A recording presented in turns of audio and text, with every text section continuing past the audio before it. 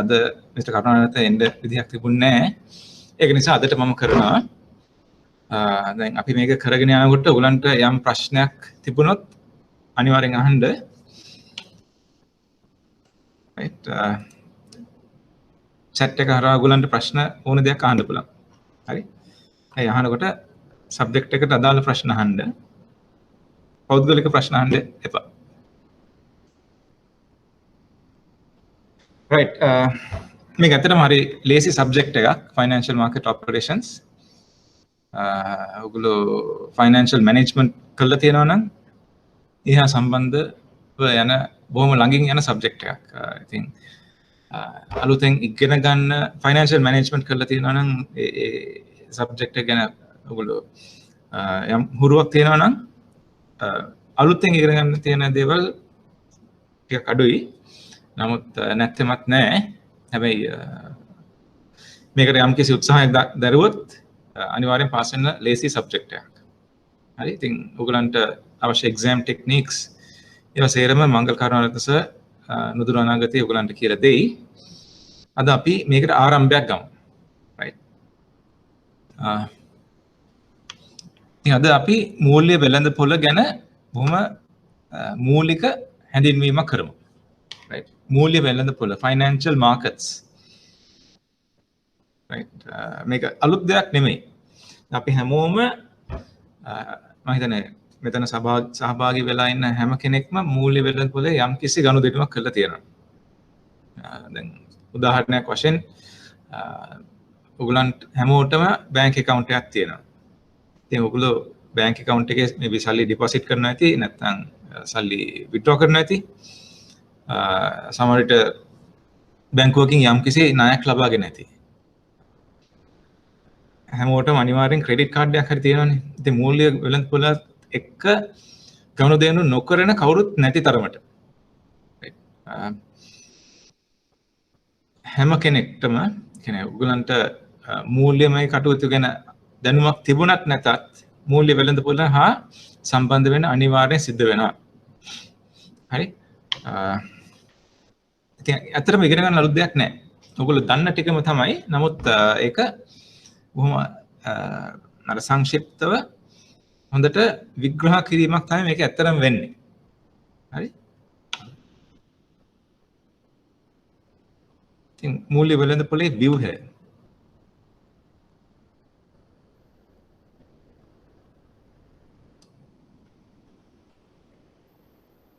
දැන් ඔයගොල්ලෝ කෙමිස්ට්‍රි වගේ සබ්ජෙක්ට් එකක් කරා නම් රසායන විද්‍යාව. ඒකේ අපි පරමාණු වල ව්‍යුහය හදාරලා තියෙනවානේ. ඉතින් ඒ වගේ පුළුවන් අපිට මූල්‍ය වෙළඳපොළක ව්‍යුහයත් අඳුර ගන්න.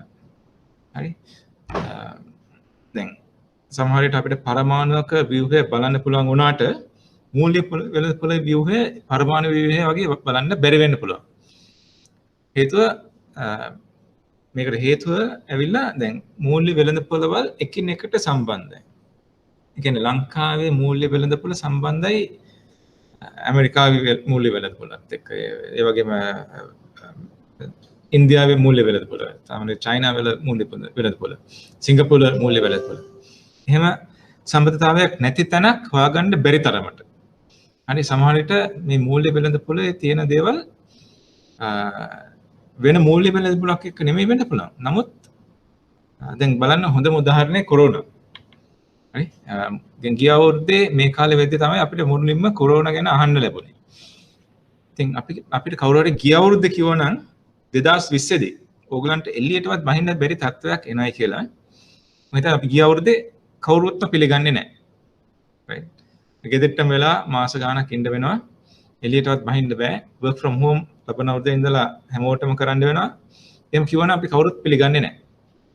නමුත් ඒක අද ඇත්ත වෙලා තියෙනවා. හරි.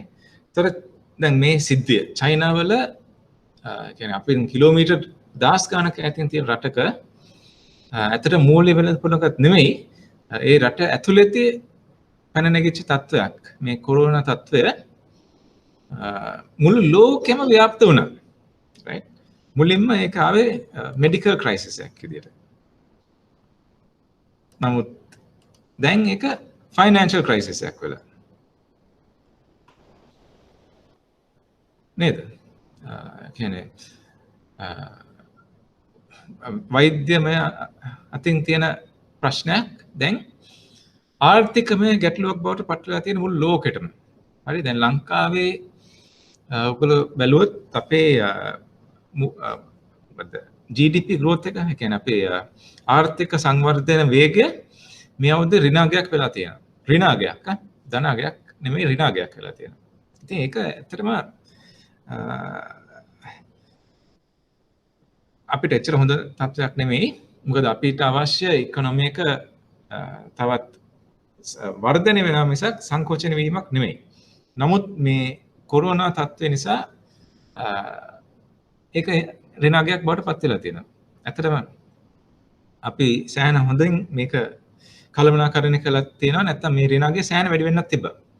මෙච්චරවත් පාලනයක් ඇතුව කන්ට්‍රෝල් කරගන්න පුළුවන් උනේ අපේ කොරෝනා තත්ත්වය මෙච්චර හොඳට පාලනය කරගත්ත නිසා. නැත්නම් තත්ත්වය තවත් භයානක වෙන්න තිබ්බා. ඉතින් දැන් මේ මට කියන්න අවශ්‍ය වුණේ මේක පටන් ගත්තේ ලංකාවේ නෙමෙයි. චයිනාවල. ඉතින් චයිනාවල පටන් ගත්ත දෙයක් බලන්න චයිනීස් ඉකොනොමි එකට. ඒ දවස්වල අපි අහනවා චයිනාවල මරණ 1000යි 2000යි ඒ වගේ ගාණක් අහනකොට චයිනාවල ආර්ථික තත්ත්වය කඩාගෙනත් වැටුණා. ඒ වගේම ඔයගොල්ලෝ අහන්න නැති ඇමරිකාවත් එක්ක ට්‍රේඩ් බෝ එකක් තිබ්බ චයිනාවලට. හරි ඒ කියන්නේ ඒ දවස්වල ගිය අවුරුද්දේ ඩොනල්ඩ් ට්‍රම්ප් චයිනීස් එක්ස්පෝර්ට්ස් නවත්තන්න කියලා ඒ කියන්නේ US වලට එන ඇමරිකාවට එන චයිනීස් ඉම්පෝර්ට්ස් ටික ඒ කියන්නේ චයිනා වලින් තියෙන එක්ස්පෝර්ට්ස් ටික US වලට නවත්තන්න කියලා ලොකු බලපෑම් ගොඩක් කරා. එතකොට චයිනා වල ආර්ථික සංවර්ධන වේගය එන්න අඩාල වුණා. දැන් ඒක නිසා මුළු ලෝකෙටම බලපෑමක් ඇති වුණා. ඊට පස්සේ මේ කොරෝනා තත්ත්වය එකපාරටම ආවා. රයිට් ඒක හැම මුළු ලෝකේ හැම අස්සක් මුල්ලක් නෑවම් පැතිරලා ගියා. ඉතින් දැන් අද ලෝකේ හැම රටක්ම වාගේ මේ කොරෝනා තත්ත්වය නිසා ආර්ථිකය යම්කිසි පසුබෑමකට ලක් වෙලා තියෙනවා. ඉතින් ඒකෙන් අපිට අදහස් වෙන්නේ මුළු ලෝකෙම කොච්චර සම්බන්ධ වෙලා තියෙනවද කියන එකයි. රයිට්. එතකොට අපිට ලංකාව ඇතුළත විතරක් නෙමෙයි මූල්‍ය වෙළඳපොළ නිසා මුළු ලෝකෙම එකම දැලක් වගේ එකට බැඳිලා තියෙන්නේ. right ඉතින් මේක ලංකාවේ ෆයිනෑන්ෂල් මාකට් එක මෙතනින් ඉවරයි කියලා අපිට අර බවුන්ඩරි එකක් කියන්නේ සීමාවක් පනවන්න බෑ. ඒක අසීමාන්තික පරාසයක තමයි අපේ ඉකොනොමි එක තියෙන්නේ. right ඒකයි අපේ ඉකොනොමි එක අපේ ආර්ථිකය අනිත් ආර්ථිකත් මතත් රඳා පවතිනවා. හරි?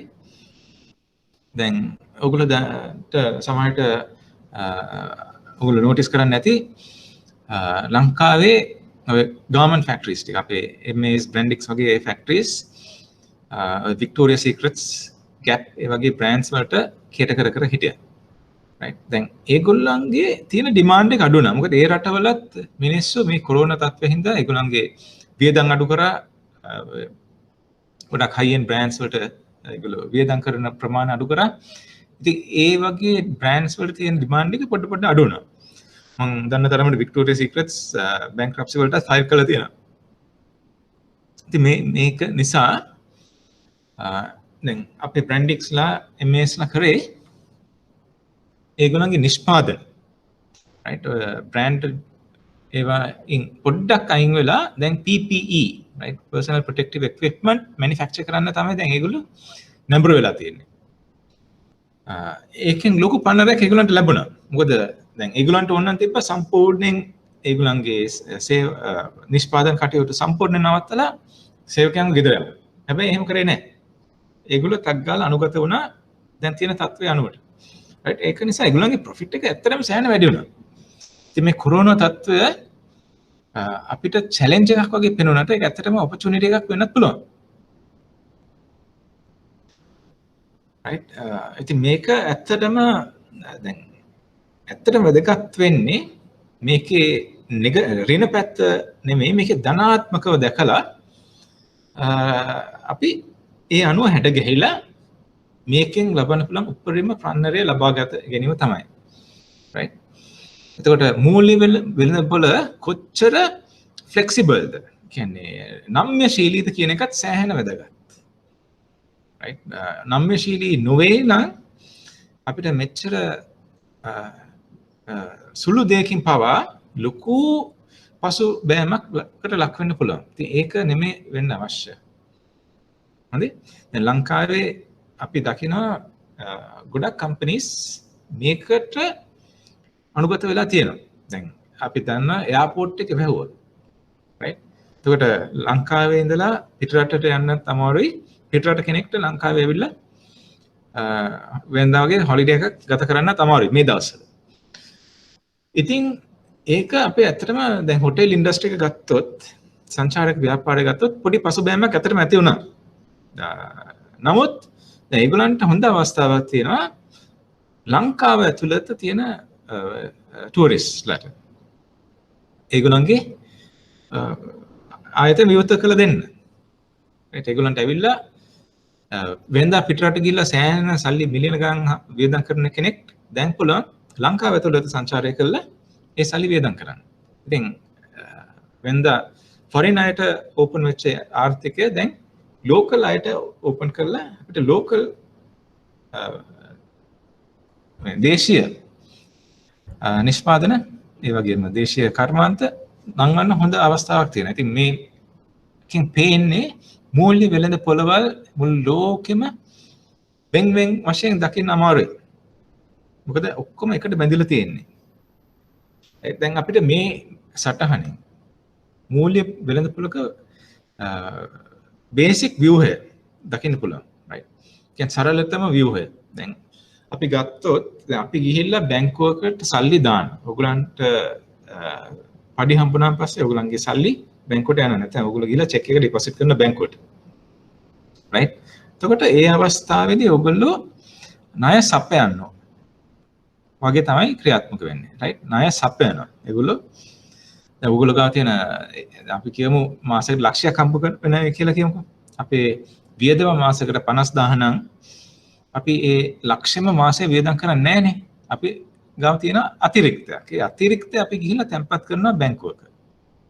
ඉතින් බැංකුව කරන්නේ ඒ සල්ලි අරගෙන සමහර විට අනිත් පැත්තේ ඉන්න පුළුවන් ණය ගන්න බලාගෙන ඉන්න කෙනෙක්. සමහර විට තමන්ගේ නිවාස ඉදි කිරීමට වෙන්න පුළුවන්. දැන් අපි දැක්කා ගිය සතියේ මහ බැංකුවේ අර පොලිසි announcement එකේදී කියන්නේ ඒගොල්ලන්ගේ අර SDF SLF තීරණය කරන මීටිමේදී ඒගොල්ලෝ කිව්වා මේ housing loans 7 ගානේ දෙනවා කියලා හැමෝටම. දැන් අපි කියමු කවුරු හරි ඔය housing loan එක 7 ගානේ ගන්න ඉන්නවා නම් මේ බැංකුවට එන අතිරික්ත සල්ලි බැංකුවෙන් කරන්නේ ඒ ලෝන් එක කරන කෙනාට දෙනවා. එයා ලෝන් එක ගන්න හේතුව එයාගේ සල්ලි මදි ගේ හදන්න. ඒක එයාට විසඳ ගන්න පුළුවන් ගිහිල්ලා අර බැංකුවෙන් ලෝන් එකක් ගත්තොත්. හරි? එතකොට අපි ගාව තියෙන සල්ලි බැංකුව මගින් වෙන කෙනෙක්ට දෙනවා. අවශ්‍යතාවය ඇති කෙනෙක්ට දෙනවා. right? ඒක තමයි මේ බැංකුවේ දැනට තියෙන කාර්යභාරය. දැන් සමහර විට ඔක ක්‍රෙඩිට් කාඩ් එකක් කරා වෙන්න පුළුවන්. අපි ගිහලා සල්ලි ඩිපොසිට් කරොත් ඒ බැංකුවෙන් ක්‍රෙඩිට් කාඩ් ඉෂුව කරනවා නම් ගිය සතියේ තිබ්බා බ්ලැක් ෆ්‍රයිඩේ. ඉතින් ඕගොල්ලෝ ගිහිල්ලා බ්ලැක් ෆ්‍රයිඩේ කියලා 50 60 තියෙන මේ වට්ටම් දෙන ආයතන වලට ගිහිල්ලා ක්‍රෙඩිට් කාඩ් එක පන්ච් කරොත් ඒක ෆන් කරන්න වෙන බැංකුවට ඒ බැංකුවට සල්ලි දෙන්නේ අපි ගිහිල්ලා ඩිපොසිට් කරන මුදල් වලින්. right? So බැංකුව කරන්නේ බොහොම සරල දෙයක්. මුදල් අතිරික්තයක් තියෙන කෙනෙක්ගෙන් මුදල් අරගෙන ඒක මුදල් හිඟයක් තියෙන කෙනාට දෙනවා. right? So ඉතින් ණය සපයන්නෝ සහ ණය ගන්නෝ අතර සම්බන්ධ කරන්නේ සහ මේ දෙගොල්ලන්ව සහසම්බන්ධ කරන්නේ ඔය අතරමැදියෝ. කියන්නේ බැංකුව මේ අවස්ථාවේදී. සමහර විට ඕක ලීසින් කම්පැනියක් වෙන්න පුළුවන්. right? ලීසින්. සමහර විට වෙන්න පුළුවන් කොටස් වෙළඳපොළ වෙන්න පුළුවන්. දැන් මේ දවස්වල අපි දැක්කා කොරෝනාවට පොඩ්ඩකට කලින් right අපේ S&P index එක වැටුණා 4200ට විතර. sorry all share index එක වැටුණා 4200කට විතර. ඉතින් හැමෝම හිතුවේ ගොඩ එමක් නැහැ වගේ කියලා. නමුත් එහෙම වුණේ නැහැ. අපි දැක්කා ඉතාමත්ම වේගයෙන් වැටුණට වඩා වැඩි වේගයකින් වගේ කියන්නේ V shape recovery කියලා කියන්නේ V shape recovery right වැටෙනකොට ඉතාමත් වේගයෙන් වැටුණා දැන් උඩ යනකොට ඉතාමත්ම වේගයෙන් උඩ යනවා. දැන් අපේ ඉන්ඩෙක්ස් එක I 6200යි 6300යි ඉතාමත්ම වේගයෙන් රිකවර් වුණා. right එතකොට ඒකට ප්‍රධාන බලපෑමක් වුණේ රටේ වෙළඳ පොළ අනුපාතය ඉන්ට්‍රස්ට් රේට්ස් සෑහෙන අඩුවක් ගන්නවා. එතකොට ඉස්සර ගිහිල්ලා අපි සමහර විට බැංකුවේ සල්ලි දැම්මා අපිට 10 12 වගේ ඉන්ට්‍රස්ට් රේට්ස් ඔෆර් කරා බැංකුවෙන්. ඉතින් අපි කිසිම වෙන දෙයක් කරන්න අවශ්‍ය නැහැ. නිකන් ගිහිල්ලා බැංකුවේ මුදල් තැන්පත් කරාන් පස්සේ අපි 12ක් විතර හම්බ වෙනවා. ඉතාමත්ම සතුටින් අපි ගෙදර එනවා. මොකද අපි ලොකු උත්සාහයක් ගන්න නැතුව 12ක් අතරම ලැබෙනවා. හැබැයි දැන් එහෙම නෙමෙයි. දැන් බැංකුව වලින් දෙන්නේ 4.5යි. right ඉතින් ගිය අවුරුද්දේ 12ක් හම්බ කරන කෙනෙක්ට දැන් හම්බ වෙන්නේ 1න් 3න් 1යි. සමහරවිට භාගය. ඉතින් මේ හේතුව නිසා අපිට අවශ්‍ය වෙනවා අපිට හම්බ වෙන ආදායම වැඩි කරගන්න. ඒ වැඩි කරගන්න පුළුවන් එක විදිහක් තමයි ගිහිල්ලා කොටස් වෙළඳපොළක ආයෝජනය කරන එක. right ඉතින් ගිය අවුරුද්දේ බැංකුවක පවතින deposits ආව කොටස් වෙළඳපොළට. හැමෝම කොටස් මිලදී අරගෙන එකෙන් ඉමහත් ලාභ ලබාගෙන තියෙනවා දැනට. මගේ අදහස නම් ඉස්සරහට මේ වෙළඳපොළ තවත් උඩට යයි කියලා.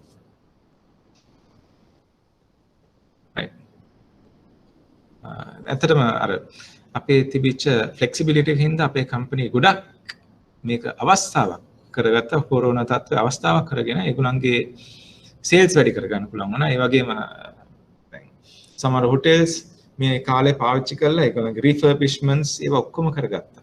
රයිට් දැන් ඒගොල්ලන්ට වාසිය වෙන්නේ ලබන මාසේ එයාපෝට් එක ඇරියොත් සංචාරක කර්මාන්තයේ මුළු ලෝකෙම ආයි විවෘත වුණොත් ඒගොල්ලන්ට ටක් ගාලා පුළුවන් අර අපිට අහිමි වෙච්ච සංචාරකයන්ව නැවත ලංකාවට ගේන්න.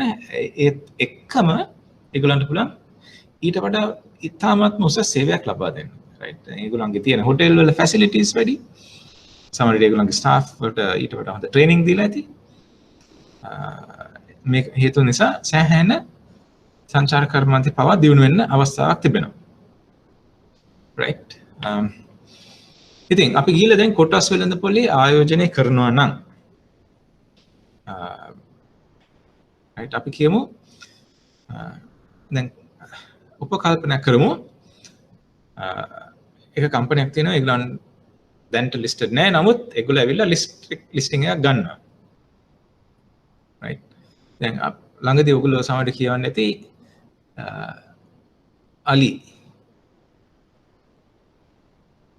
අලිපේ ඒගොල්ලන් ලිස්ටිං එකක් ගන්න අදහස් කරගෙන හිටියා හැබැයි ඒක කැන්සල් කරා සමහරට ලෝකේ ලොකුම එකක් වෙන්න තිබ්බා නමුත් ඒක කැන්සල් කරා දැන් අලිපේ ඒගොල්ලන්ගේ ලිස්ටිං එක කරා නම් ඒගොල්ලෝ කරන්නේ සමහරට තවත් ඒ කම්පැනි එක විශාල වෙන එක්ස්පෑන්ඩ් කරන්න අවශ්‍ය සල්ලි හොයාගන්න මුදල් හොයාගන්න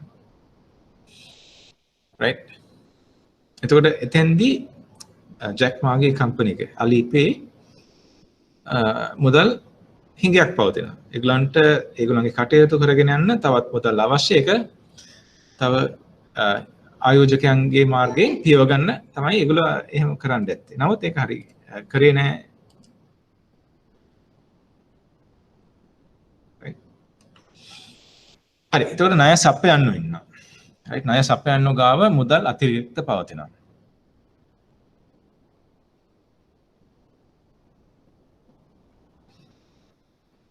හරි එක ව්‍යාපාර සමාගම් තියෙනවා ඒ කියන්නේ රජය මගින් සමහරට ආයෝජනය කරන විදේශිකයෝ ඇවිල්ලා ආයෝජනය කරන අපි FDIs කියලා කියන්නේ විදේශ ආයෝජන අපිට විදේශ ආයෝජන ගන්න අපි ඉතාමත් වැදගත් අපිට ඒව එන එක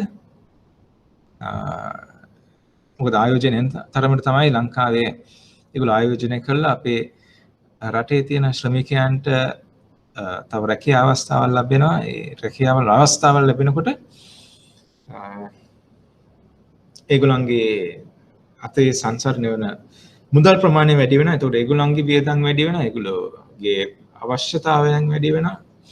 ඒ අවශ්‍යතාවයන් වැඩි වෙනකොට ඒගොල්ලෝ ගිහිල්ලා ඒවා මුදලට මිලදී ගන්න ඕනේ. ඒකට තව එකෙන් ජොබ්ස් ඇති වෙනවා.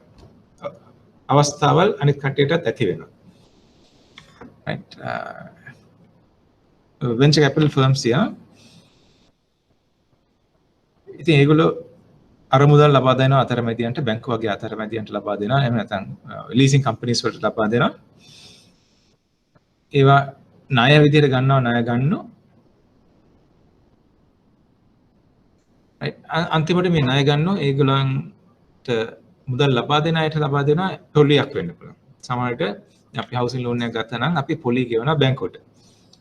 සමහරවිට ලාභ වෙන්න පුළුවන්. right කියන්නේ දැන් ලාභයක් යම් කිසි කම්පැනිකින් ලැබුවා නම් ඒක කොටස් වෙළඳ පොලේ නැති කම්පැනියක් නම් ලාභය සමහරවිට ඒකේ හිමිකරුවන් අතර බෙදා ගන්නවා. නැත්නම් ලාභාංශ වෙන්න පුළුවන්. දැන් ගොඩක් විට listed companies ඒ කියන්නේ කොටස් වෙළඳ පොලේ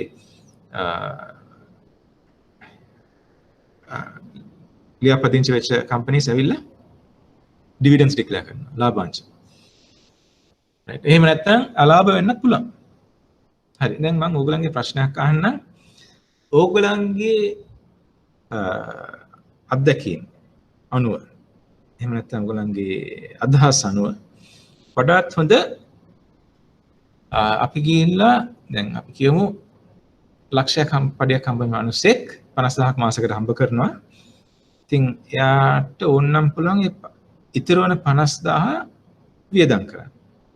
සම්පූර්ණයෙන් වියදම් කරන්න පුළුවන්. එහෙම නැත්නම් ගිහිල්ලා බැංකුවේ දාන්න පුළුවන්. right ඒ දෙකෙන් මොකද්ද හොඳම වැඩේ? ඕගොල්ලන්ගේ අදහස අනුව බැංකු කරුවන් විදිහට ඕගොල්ලෝ මොකද්ද හිතන්නේ? වඩාත් හොඳ ඒ 50000 ගිහිල්ලා බැංකුවේ දාන එකද නැත්නම් වියදම් කරන එකද?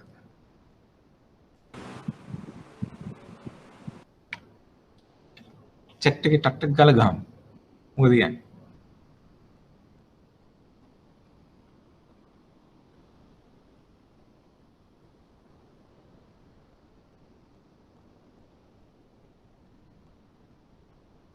okay බැංක් එක දාන එක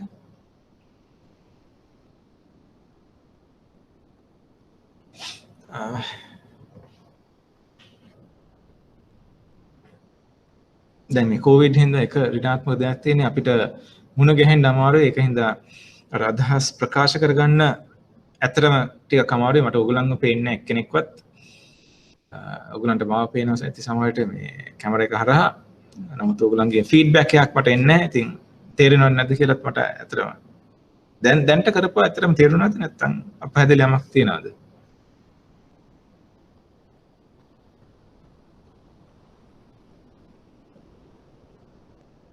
මම දැන්ට බොහොම පොඩි ප්‍රවේශයක් විතරයි ගත්තේ.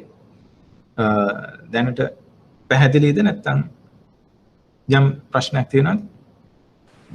පැහැදිලි. මට ඇහෙනවා ඔයගොල්ලන් කොහෙන් හරි. හරි, thank you.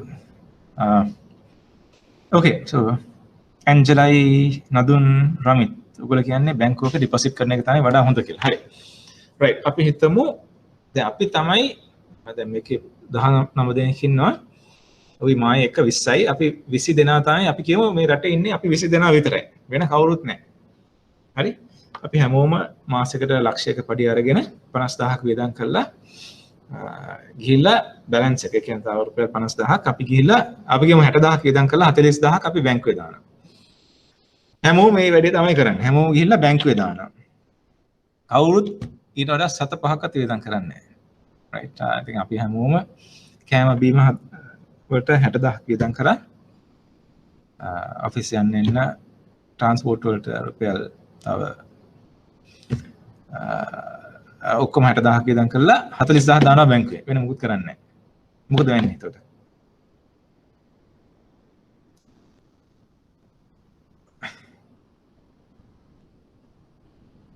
එතකොට රටේ තියෙන ඩිමාන්ඩ් එක තියෙන්නේ අපි කරන්නේ කන බොන එක විතරයි නම් සමහරට කෘෂි කර්මාන්තයට විතරක් වෙන්න පුළුවන්. දැන් මේ සැරේ අපි දැක්කා කෘෂි කර්ම කරන අයට අවුරුදු 5ක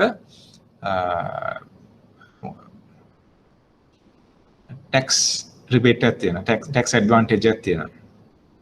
right. ඉතින් අපි ගිහිල්ලා හැම සල්ලියක්ම වියදම් 60ක් right අපේ ආදායම 60ක් වියදම් කරන්නේ කන්න බොන්න නම් සහ ගමන් බිමන් යන්න නම් අපේ ට්‍රාන්ස්පෝර්ට් සෙක්ටර් එකයි කෘෂි කර්ම සෙක්ටර් එකයි හොඳට කරා. ඒ කියන්නේ හැමෝම ඒ ෆීල්ඩ්ස් දෙකේ විතරයි ඉන්වෙස්ට් කරන්නේ. නැත්නම් ඩිමාන්ඩ් එක තියෙන්නේ ඒකට විතරයි. මොකද වෙන කාටවත් කිසිම වෙන අවශ්‍යතාවයක් නැහැ. හැමෝටම ඕනේ කන්න බොන්නයි ඒ ඉඳලා B වලට කියන්නේ ගෙදරින් ඉඳලා ඔෆිස් එකට යන්නයි විතරයි.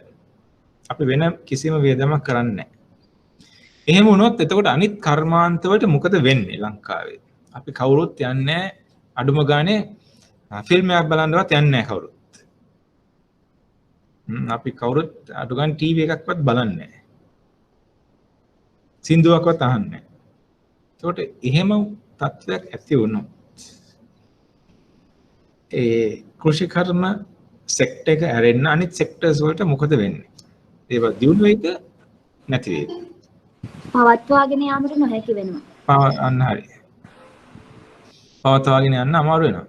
මොකද ඒගොල්ලන් අපි කිසිම ඩිමාන්ඩ් එකක් නැහැ අනිත් සේවාවන් සඳහා.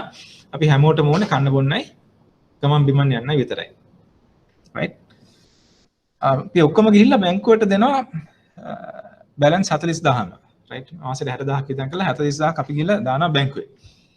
දැන් බැංකුවෙන් ණය දෙනකොට ඊට පස්සේ බැංකුවත් බොහොම ආරක්ෂිතව නේ දෙන්න ඕනේ. මොකද බැංකුවක් ණය දෙන්නේ ආයි ගෙවා ගන්න පුළුවන් කමක් තියෙනවා නම් විතරයි. ඉතින් බැංකුව එතකොට ණය දෙන්නේ ආදායමක් එන සෙක්ටර්ස් වලට විතරයි. ඒ කියන්නේ බැංකුවට ණය දෙන්න ගන්නේ මේ කෘෂි කර්ම සෙක්ටර් එකටයි ට්‍රාන්ස්පෝර්ට් සෙක්ටර් එකටයි විතරයි. වෙන එක සෙක්ටර් එකකටවත් බැංකුවක් ගිහිල්ලා ණයක් දෙන්නේ නැහැ. හරි එතකොට ඒ සෙක්ටර් එක ඩෙවලොප් වෙන්නේ විදියක් නැහැ. right? ඒකට ඩිමාන්ඩ් එකක් නැහැ. කවුරුත් කැමති නැහැ අනිත් සෙක්ටර්ස් වල ගිහිල්ලා වැඩ කරන්න. මොකද දැන් අපි ගිහිල්ලා වාහන නිෂ්පාදනය කරන්න පුළුවන් හොඳයි. ඒකට ඩිමාන්ඩ් එකක් තියෙනවා. නමුත් වෙන දෙයක් කරොත් ඒ කියන්නේ අපි ගෘහ නිර්මාණය කරන්න කවුරු හරි ඉන්නවනම් එයාට ජොබ් එකක් නැහැ. මොකද කවදාවත් ඕනේ නැහැ ගෙවල් හදන්න. නැත්තම් ඕනේ තරම් අනිත් ෆීල්ඩ්ස් වලට කිසිම ඩිමාන්ඩ් එකක් නැහැ. කවුරුත් ඒක හින්දා ඒවා නියැලෙන්නේ නැහැ. ඒවා ඩෙවලොප් වෙන්නේ නැහැ. නමුත් අපි හැමෝම ඉතිරි 40000 අපි කියමු අපි එක්කෙනෙක් යනවා හොටෙල්ස් වලට. 40000ම හොටෙල් එකට ගිහිල්ලා වේදම් කරනවා. ඒතකොට අපි හැම එකනම හොටෙල්ස් වලට යනවනම් ඔය හොටෙල් සෙක්ටර් එක ඩෙවලොප් වෙලා එනවා. මොකද ඩිමාන්ඩ් එකක් තියෙනවා හොටෙල් සෙක්ටර් එකට. ඒ ඩිමාන්ඩ් එක කේටර් කරන්න ඒගොල්ලෝ තව මිනිසුන්ට රස්සාවල් දීලා ඒගොල්ලන් වැඩට ගෙන්න ගන්න ඕනේ. ඒතකොට ඒගොල්ලන්ට සල්ලි හම්බ කරන්න පුළුවන් අවස්ථාවක් ලැබෙනවා. ඉතින් ඒගොල්ලෝ වියදම් කරනවා අනිත් දේවල් වලට. ඉතින් ඉකොනොමික් එතකොට තමයි ඇත්තටම ව්‍යාප්ත වෙන්නේ. සංවර්ධනය වෙන්නේ. right? ඒතකොට රටේ තියෙන මුදල් හැමෝම අතරම සරිසරනවා. ඒක ඉතාමත්ම හොඳ තත්ත්වයක්. මම හැබැයි මේකෙන් අදහස් කරන්නේ නැහැ ඔයගොල්ලන් ගාව තියෙන හැම සතේම ගිහිල්ලා වියදම් කරන්න කියලා නෙමෙයි මම කියන්නේ. යම් කිසි ප්‍රමාණයක් ඉතුරු කරගන්න ඕනේ අනිවාර්යෙන්. right? දැන් සමහරවිට අපි කියමු අනිත් 40000ම අපි ගිහිල්ලා බොනවා. එක ಜಾති බොනවා. එතකොට ලංකාවේ තියෙන සුරාසල් දියුණු වෙයි. අඩු ගානේ ඒවට සල්ලි යන්න ඕනේ. ඒක තමයි මේ මිනිස්සු හරි ජීවත් වෙන්නේ. ඉතින් මිනිස්සුන්ට එක ජොබ්ස් තියෙන්න ඕනේ. දැන් 40000 ගණන් වියදම් කරන්න යන්නත් එපා. හරි මගේ අදහස උනේ රටේ මුදල් සංචරණය වෙන ප්‍රමාණය වැඩි වෙන තරමට ආර්ථික වර්ධනයත් වැඩි. මිනිස්සුන්ගේ ජීවන තත්ත්වය ඉහළ යනවා ඒක. ඒ නිසා ජීවන තත්ත්වයේ මට්ටම ඉහළ යනවා. දැන් සමහරවිට මේ අවුරුද්දේ ලක්ෂයක් හම්බ කරපු කෙනෙක් ලබනවදී ඊට වඩා ලක්ෂයකමාරක් හම්බ කරන්න පුළුවන් ඒ හේතු නිසා. ආර්ථික සංවර්ධනය ඉතාමත්ම වැදගත් දෙයක්.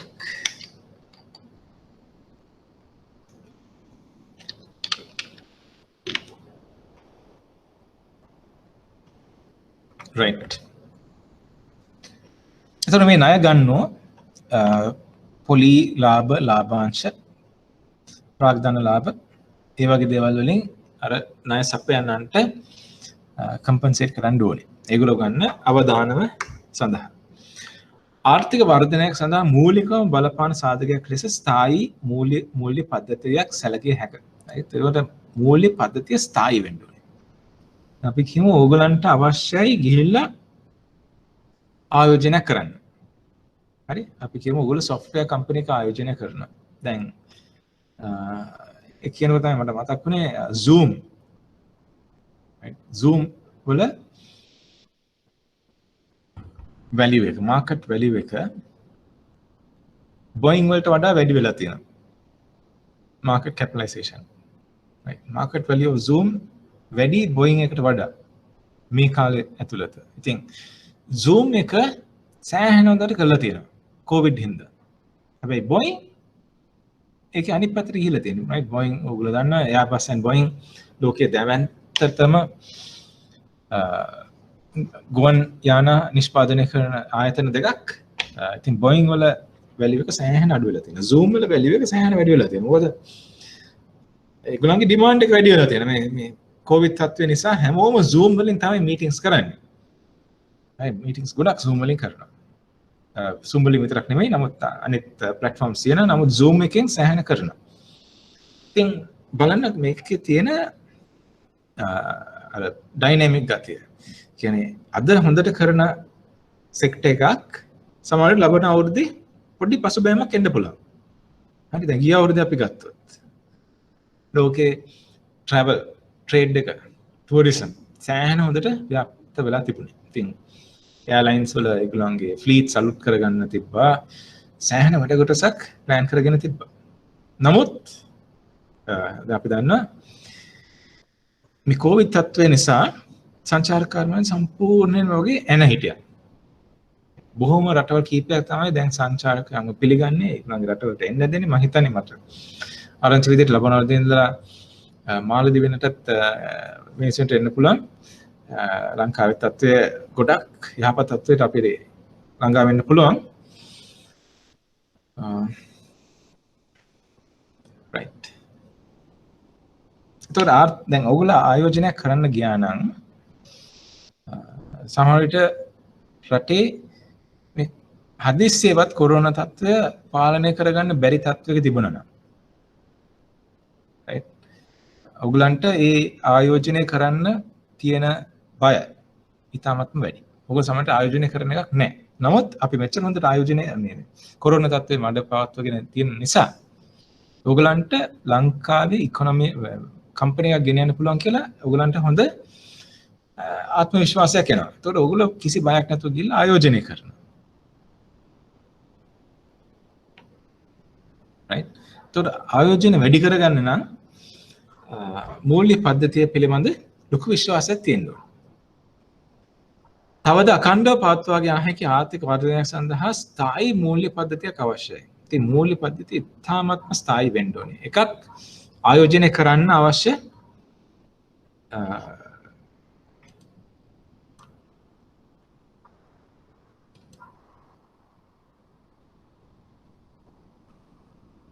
ආයෝජනය කරන්න සඳහා අවශ්‍ය වාතාවරණයක් හදාගන්න එකයි. අනිත් එක කරපු ආයෝජනය අඛණ්ඩව පවත්වා ගන්න පුළුවන් කියලා දැනගන්න එකටයි. හරි?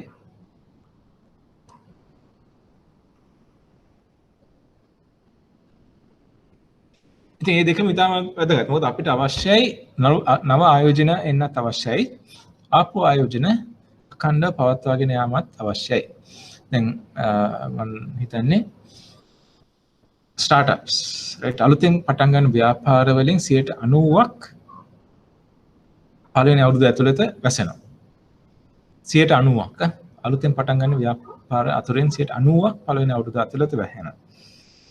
ඒ වැහෙනකොට ඒ ව්‍යාපාරයේ අයිතිකාරය විතර නෙමෙයි ඒක යටතේ වැඩ කරපු කට්ටියටත් සෑහෙන පාඩුවක් ඒක.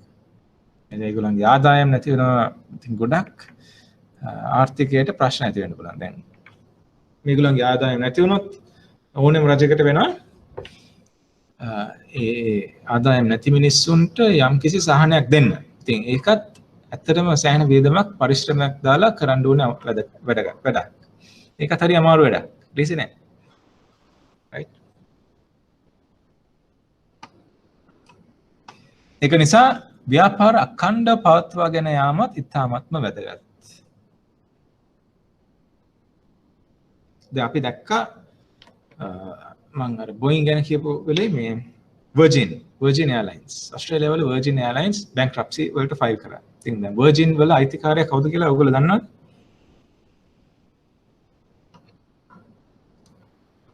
ඉතාමත්ම පහසු ප්‍රශ්නයක්. කවුද Virgin වල අයිතිකරු? Virgin Group එකේ අයිතිකරු?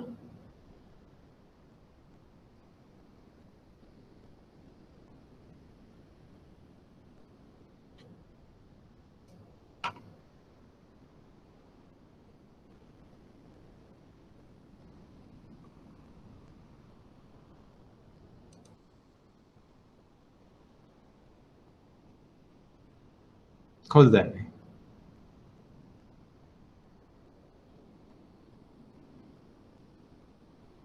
ඔයගොල්ලන්ට පුළුවන් වන්නම් call a friend අවස්ථාව පාවිච්චි කරන්න. කවුද? very good. Sir Richard කවුද?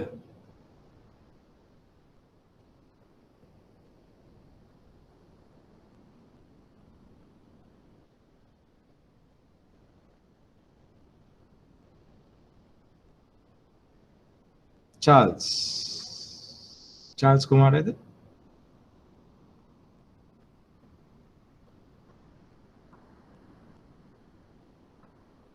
Richard කැල් හරි.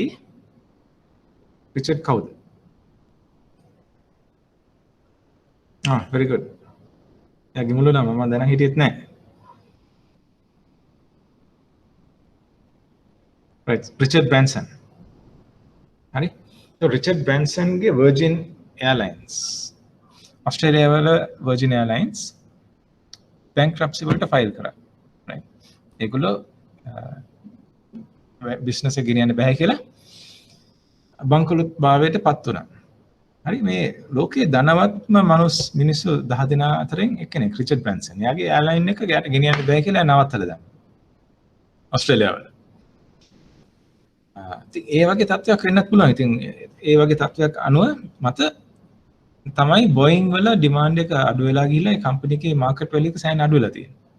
හැබැයි බැරි වෙලාවත් දැන් එන විදිහට ලෝකේ සංචාරක කර්මාන්තයේ නැවතත් පණ ගහලා ආවට පස්සේ බෝයින් වල තියෙන ඩිමාන්ඩ් එක ආයේ වැඩි වෙන්න පුළුවන්. right එහෙම වෙලාවක Zoom වලට තියෙන ඩිමාන්ඩ් එක අඩු වෙන්න පුළුවන්. ඉතින් Zoom එකේ ඉන්න බෝඩ් එක මේක කල්තියාම දැනගෙන ඒගොල්ලෝ ප්ලෑන් කරන්න ඕනේ ඇත්තටම තමන්ගේ ඩිමාන්ඩ් එක අඩු කරන්නේ නැතුව මේ ආපු බිස්නස් ටික කොහොමද ඉදිරියට පවත්වාගෙන යන්නේ කියන එක. හරි. ඒක ඉතාමත් වැදගත්. ඒගොල්ලෝ කොහොමද ඒක ප්ලෑන් කරන්නේ?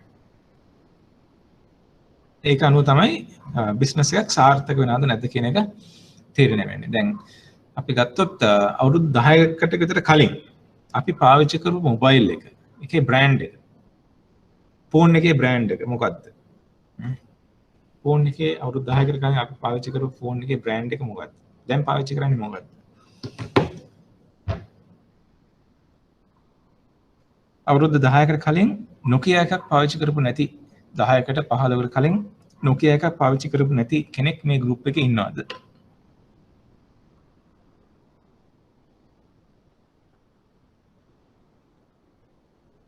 පාවිච්චි කරපු කෙනෙක් ඉන්නවද මේ ගෲප් එකේ අවුරුදු 10කට 15කට කලින් Nokia phones පාවිච්චි කරපු අය ඉන්නවද?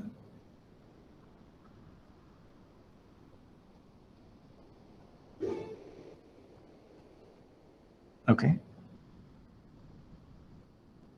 අවුරුදු 10කට 15කට කලින් හැමෝම මාත් ඇතුළු අපි හැමෝම Nokia phones තමයි පාවිච්චි කරේ.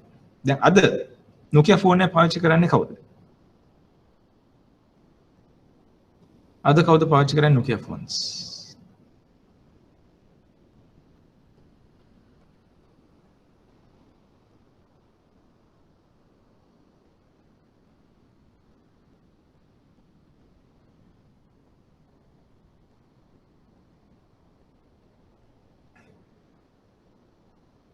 ඒ group එකේ කවුරු හරි ඉන්නවද Nokia phone එක පාවිච්චි කරන අද?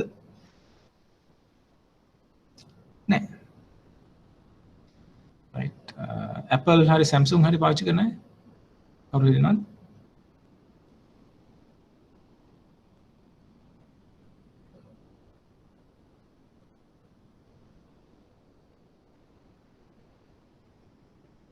ඔව්. ඒගොල්ලන්ගේ ටෙක්නොලොජි එක අලුත් උනේ නෑ. Nokia කවදාවත් හිතුවේ නෑ ඒගොල්ලන්ට මෙහෙම දෙයක් වෙයි කියලා. ප්ලෑන් කරන්නේ අනාගතයක් දැක්කේ නෑ ඒගොල්ලෝ. අර ස්මාර්ට්ෆෝන්ස් වලට අනුගත වුණේ නෑ. අන්තිමට ඒගොල්ලන්ගේ මාකට් ෂෙයාර් එක වැටිගෙන ගිහිල්ලා අද බොහොම අමාරුවෙන් යන්නේ. හැබැයි කියන්න බෑ. තව අවුරුදු 5කින් සමහර Nokia number 1 වෙන්නත් පුළුවන්. එච්චර ඩයිනමික් මාකට් එක. දැන් බලන්න ඊලොන් මස්ක් මොකක්ද එයාගේ කම්පැනි එක?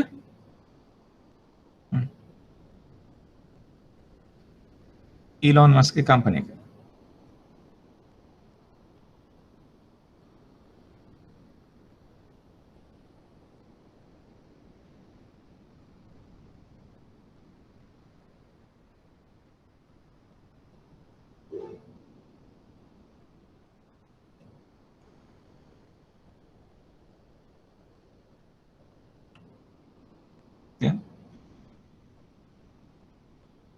ඔව් SpaceX යාගේ ඊළඟ බලාපොරොත්තු එක තමයි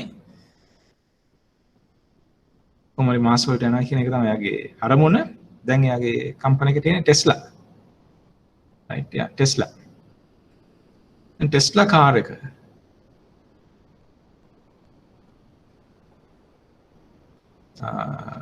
මම ළඟදී දැක්ක හොඳ කතාවක්. Tesla කාර් එක මම අවුරුදු 10කට කලින් 5කට විතර කලින් $73000යි ඒක කාරකින් ගන්න පුළුවන් එක ෂෙයා එකයි. right දැන් එක Tesla ෂෙයා එකක් ගන්න ඔයගොල්ලන්ට කාර් 100 ගන්නද කොහෙද ඕනේ? හරි. කියන්නේ එච්චරටම මේ වගේ කම්පනීස් දුර දිග බලලා ඉන්වෙස්ට් කරලා තියෙනවා. ඉතින් මේ බිස්නස් ප්ලෑන් එක, බිස්නස් මොඩල් එක ඩෙවලොප් කරගන්න ලේසි නෑ. ලේසි නෑ. ඒ වගේම ඊලොන් මස්ක් රයිට් එයා තමයි PayPal එකේ නිර්මාතෘ. ඉතින් එයා PayPal එකත් එක්ක සමහරවිට Tesla විකුණන්නත් පුළුවන්. right. ඉතින් මෙච්චර ඩයිනමික් බිස්නස් වර්ල්ඩ් එක. හරි.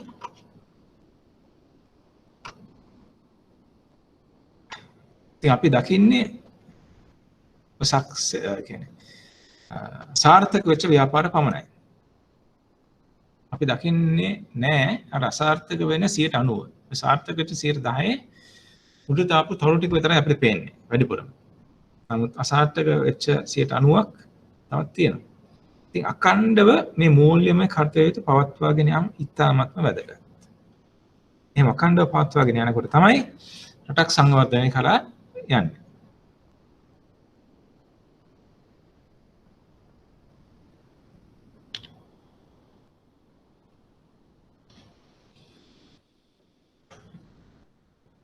එතකොට මූල්‍ය පද්ධතියක් තුළ අන්තර්ගත වන ආයතන ශ්‍රී ලංකා මහා බැංකුව right බැංකුව මහා සෙන්ට්‍රල් බැංකින් තමයි ලංකාවේ තියෙන බැංක් සහ non bank financial institutions හැම එකම මොනිටර් කරන්නේ. රෙගියුලේටර් ඒගොල්ලෝ right අවසරලත් වාණිජ බැංකු අවසරලත් විශේෂිත බැංකු අපි දන්නවා වාණිජ බැංකු ලංකාවේ 20 ගණක් තියෙනවා විශේෂිත බැංකු 7ක් දරක් තියෙනවා මූල්‍ය ආයතන ෆයිනෑන්ස් කම්පනීස් ගොඩක් තියෙනවා. කල්බදු ආයතන ප්‍රාථමික අලෙවිකරුවන් ඒ කියන්නේ ප්‍රයිමරි ඩීලර්ස්ලා. හරි දැන් මොකද්ද ප්‍රයිමරි ඩීලර් කෙනෙක් කියන්නේ? The markets ಜಾති දෙකක් තියෙනවා. එකක් ප්‍රාථමික අනිත් එක ද්විතීක. ප්‍රාථමික කියන්නේ මොකද්ද? ද්විතීක වෙළඳපොළ කියන්නේ මොකද්ද? ප්‍රාථමික වෙළඳපොළ සහ ද්විතීක වෙළඳපොළ. මොකද්ද මේ දෙකේ වෙනස? මොකද්ද ප්‍රාථමික වෙළඳපොළ කියන්නේ? මොකද්ද ද්විතීක වෙළඳපොළ කියන්නේ?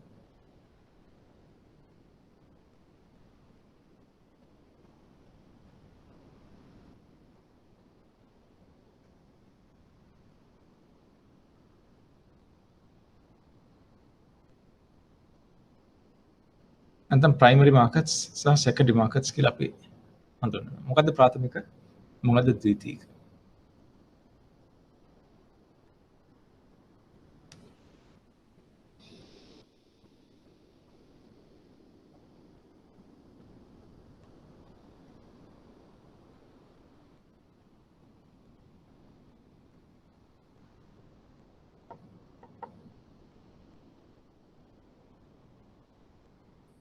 ප්‍රාථමික වෙළඳපොළ කියන්නේ මොකද්ද? ද්විතීක වෙළඳපොළ කියන්නේ මොකද්ද?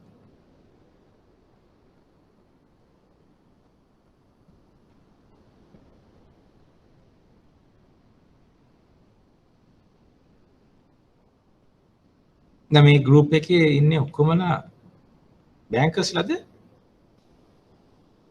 බැංකර්ස්ලා නොවන කට්ටියක් ඉන්නවද?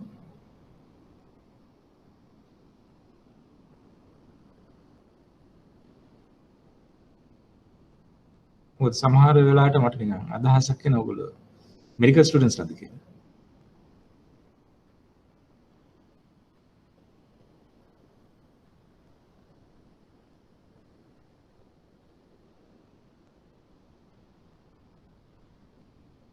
හොඳයි අමන්. ඔයාගේ උත්තරේ සෑහෙන හොඳයි.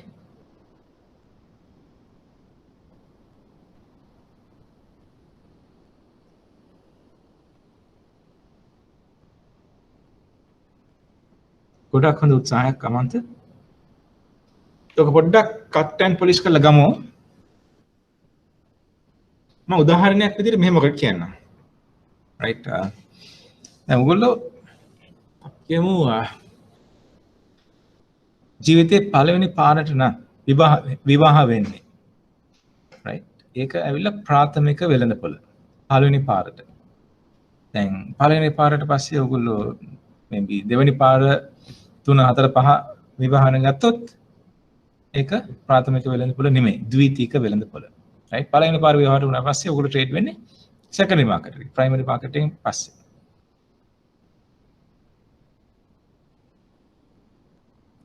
ඔව් අත්සල. හරි.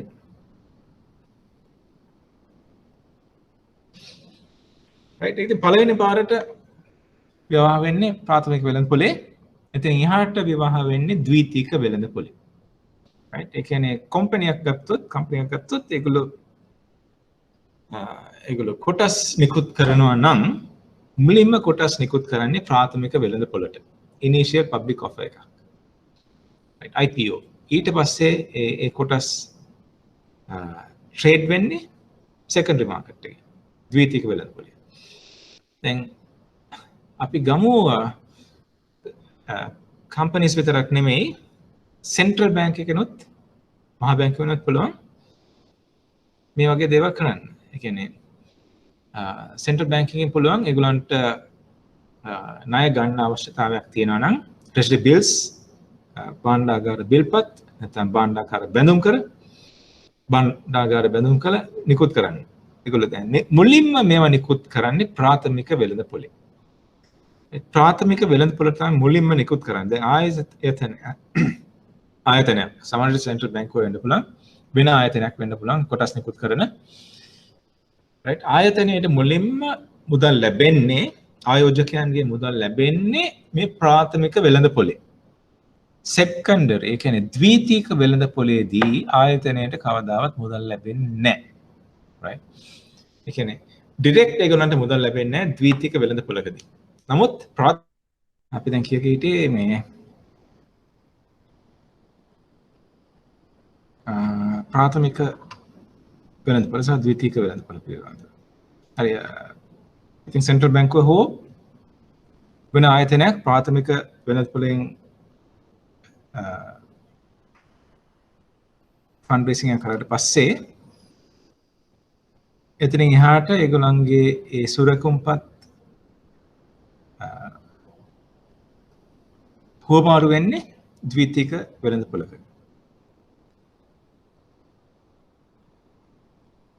right දැන් ආයි අපු කනෙක්ට් වෙච්ච උනාට පස්සේ ඔයගලන්ට මාව ඇහෙනවද? ඇහෙනවා සර්. right හරි thank you.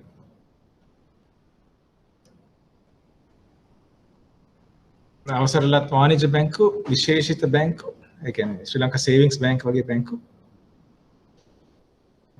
මූල්‍ය ආයතන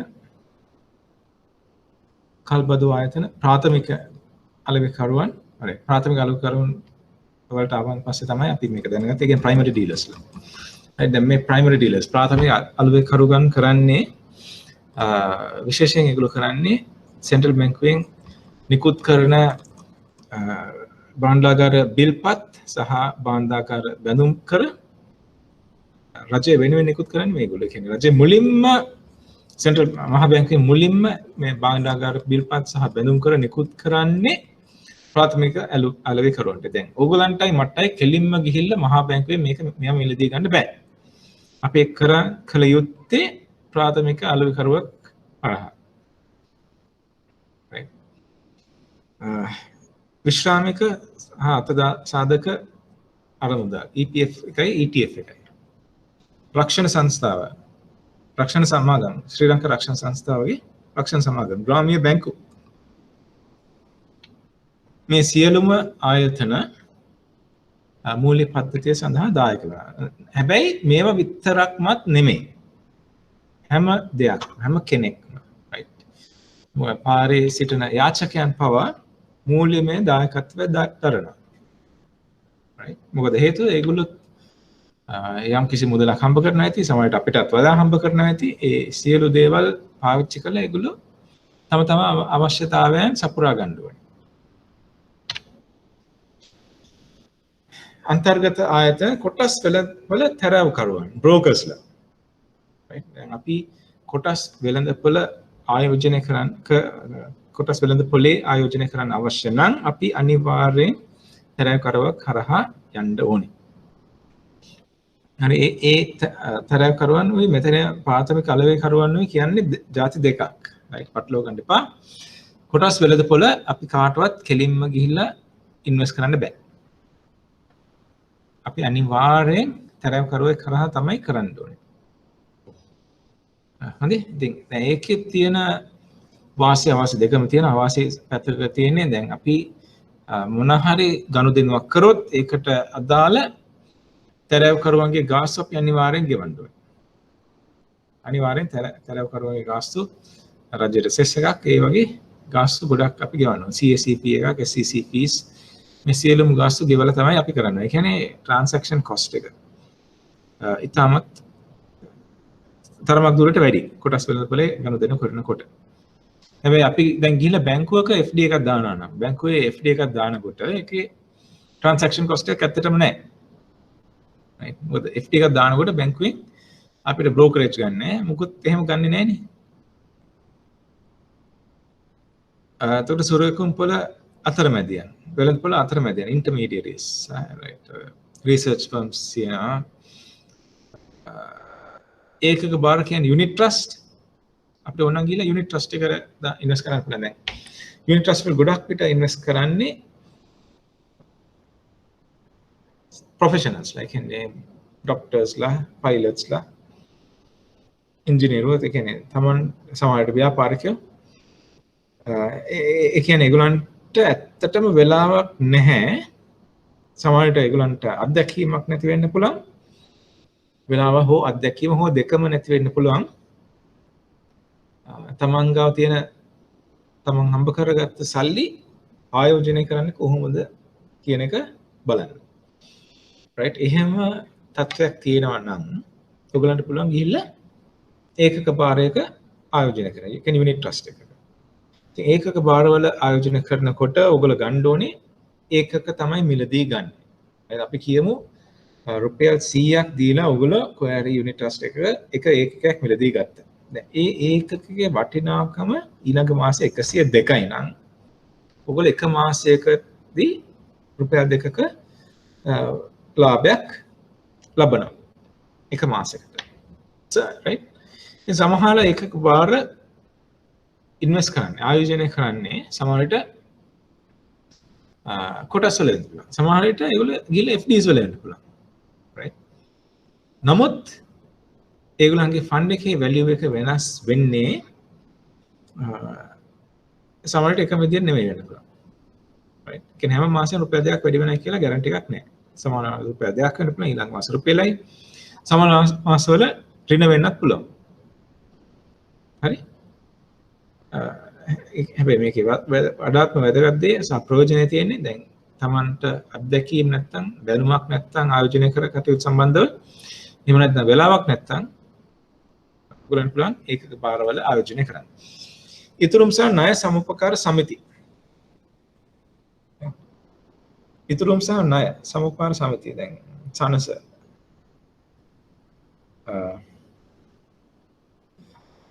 එක ගම්මට්ටම වලින් තියෙනවා සමුපකාර සමිතිය. ඒගොල්ලන් ගිහිල්ලා ආයෝජනය කරනවා. සනස ඇත්තටම එහෙම දෙයක් නෙමෙයි.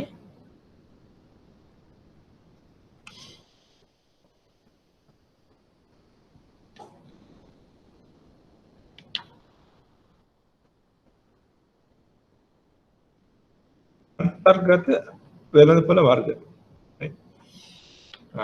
ලෝකයේ හැම මාකට් එකක්ම අපි හැම වෙළඳපොළක්ම අපි පටන් ගන්නකොටම කිව්වා එකිනෙකට බැඳිලා බද්ධ වෙලා තමයි තියෙන්නේ. කියන්නේ එක වෙළඳපොළකට බෑ තව වෙළඳපොළවල් සම්පූර්ණයෙන් අමතක කරලා දාලා තමන්ගෙම ගමනක් යන්න. එහෙම කරන්න කොහෙත්ම බෑ.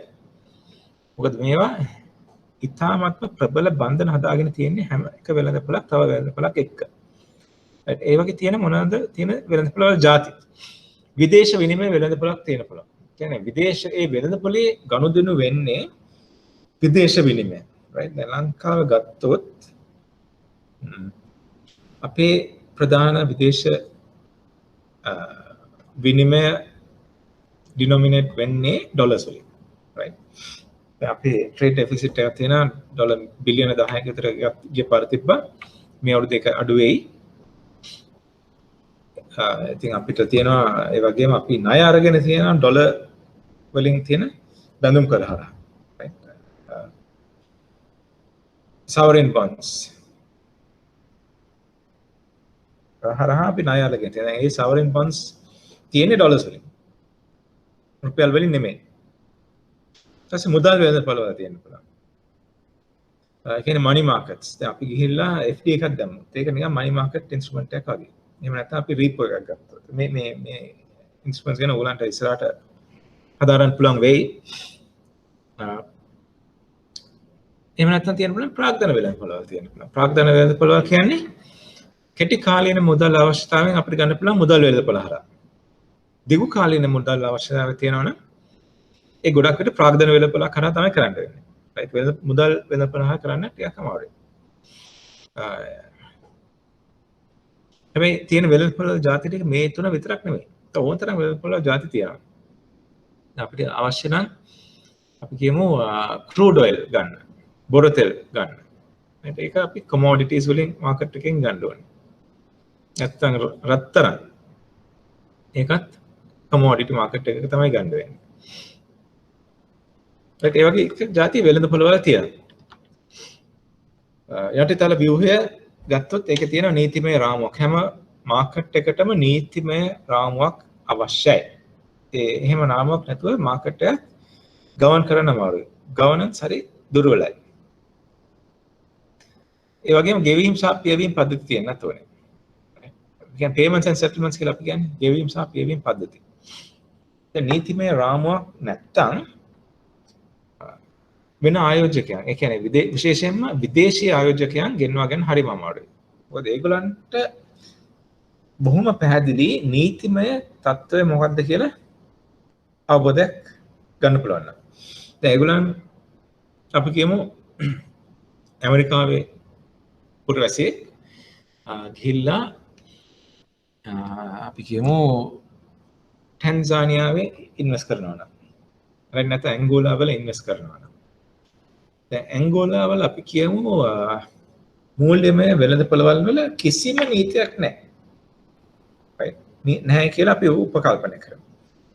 එහෙම තත්ත්වයක් තියෙද්දී මේ ඇමරිකානු ජාතිකයා කොහොමද ගිහිල්ලා ඇන්ගෝලාවේ ආයෝජනය කරන්නේ? හදිස්සියේ නීතියක් නැත්නම් හදිස්සියවත් කවුරු හරි ගෙවීම් පැහැර හැරියොත් එයාට තියෙන සහනය මොකක්ද? ඒ වගේ අවනිශ්චිතතාවයක් තියෙනවා නම් ආයෝජකයෝ ඇවිල්ලා තමන්ගේ සල්ලි පාවිච්චි කරන්නේ නැහැ. ඒගොල්ලෝ ඒකට විරුද්ධ වෙයි. තියෙන නීතිමය රාමුව ඉතාමත්ම වැදගත්. ඒ වගේ මේ නීතිමය රාමුවක් තියෙන ගත හොඳයි. ඒ වගේම අනිවාර්යෙන් ඒක ඉම්ප්ලිමන්ට් කරන්නත් ඕනේ. හරි? ඒ කියන්නේ නීතිමය රාමුව අනිවාර්යෙන් එහෙමම පාවිච්චි කරන්න ඕනේ. ගෙවීම් සහ පියවීම් පද්ධති. payments and settlements. දැන් check clearing system එකක් හරියට නැත්නම් රටක. එහෙම නැත්නම් SEPT facility එක නැත්නම් slips නැත්නම් RTGS නැත්නම් කොහොමද මේ ගෙවීම් පියවීම් වෙන්නේ? ඔක්කොම සිද්ධ කරන්න වෙන්නේ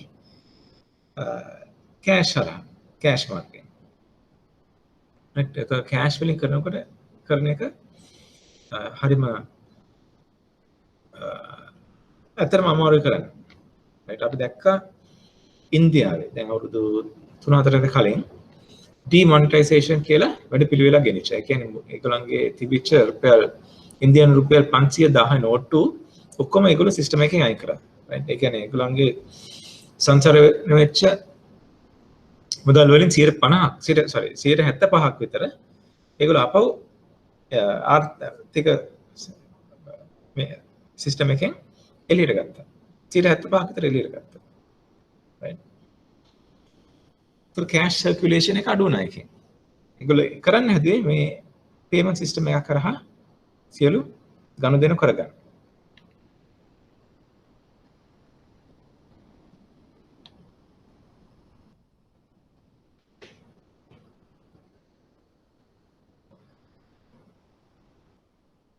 දැන් වෙනකන් යම් ප්‍රශ්නයක් තියෙනවද ඔයගලන්ට?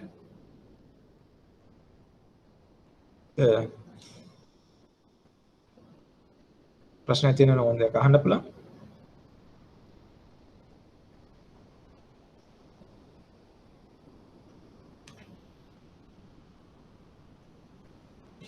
හරි. ප්‍රශ්න නැහැ කියන්නේ මට තේරෙන විදිහට කරුණු දෙකයි වෙන්න පුළුවන්. එකක් ඕගලන්ට සියල්ල අවබෝධ වෙලා. නැත්තම් කිසිම දෙයක් අවබෝධ වෙලා නැහැ. ඒ දෙකෙන් මොකද්ද අදාළ?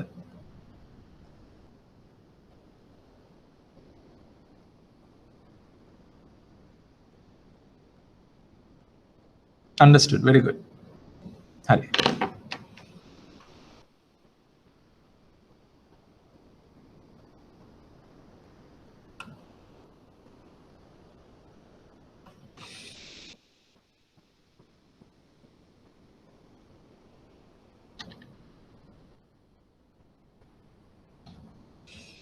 මූල්‍ය පද්ධතියේ අංග පාලන අධිකාරියෙන් කියන්නේ රෙගියුලේටර් කෙනෙක් ඉන්න ඕනේ. දැන් බැංකු සහ මූල්‍යමය ආයතන ලංකාවේ පාලනමය අධිකාරිය තියෙන්නේ සෙන්ට්‍රල් මහ බැංකුවට.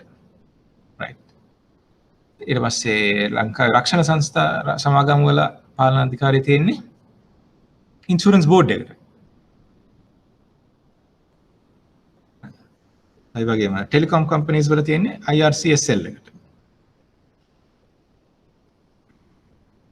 sorry telecom companies වල telecommunication and regulatory commission එකට. මූල්‍ය වෙළඳපොළ තියෙන්නේ CSA එකටයි SEC එකටයි. ඒ කියන්නේ Colombo බෝටස් වෙළඳපොළයි Securities and Exchange Commission එකට. මූල්‍ය වෙළඳපොළ සහ නිපැයුම්. right.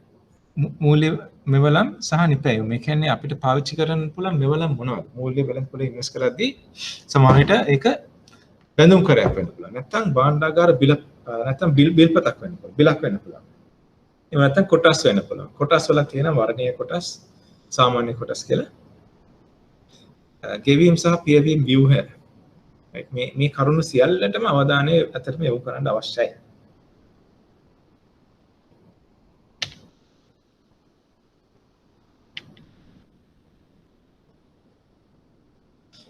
මූල්‍යමය ස්ථායීතාවය.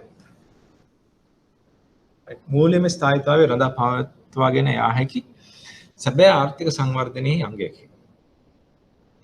සමස්ත ලෙස පිළිගන්නා වූ කෙවී මාධ්‍යයක් සහ ගිණුම්කරණ එකකයක් ලෙස පැවැත්වීම ඉතා වැදගත්.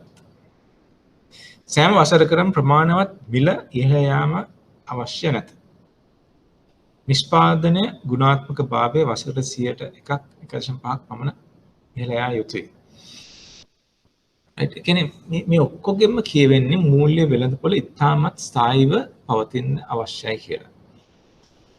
ස්ථායී නැත්තම් බොහොම අස්ථායී නම් සමහරට සිම්බාබ්වේ වගේ රටක වෙච්ච දෙයක් වෙන්න පුළුවන්. සිම්බාබ්වේ. right. මොකද වුනේ සිම්බාබ්වේ?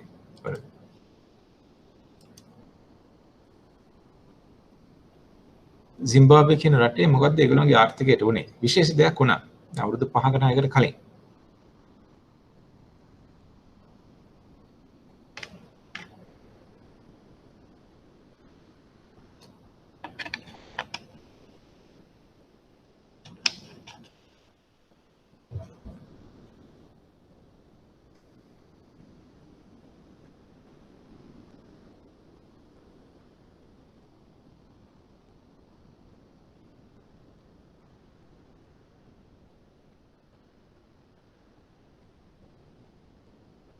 ඔව් ඉහළ උද්දානමානයක් තිබ්බා.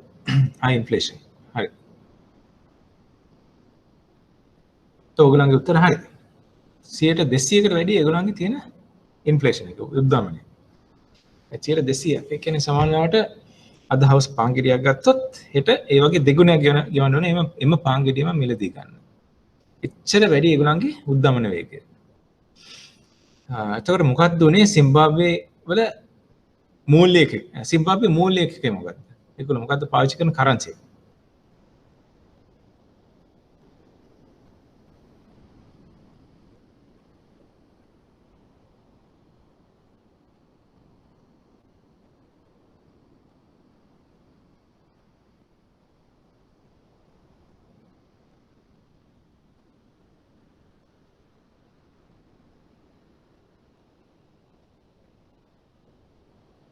ලංකා රුපියල් වගේ සිම්බාබ්වේ වල මොකක්ද පාවිච්චි කරන කරන්සි?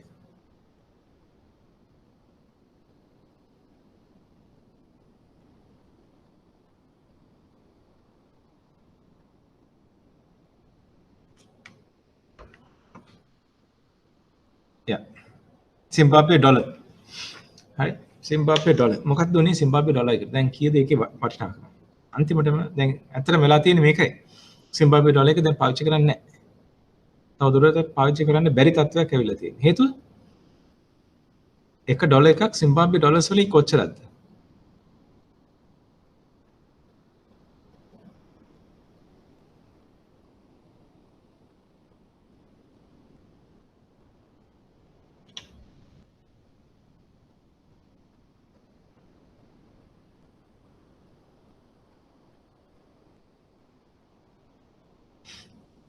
$2 million. Good. හොඳයි guess එක. any තව responses තියෙනවද? තව උත්තර?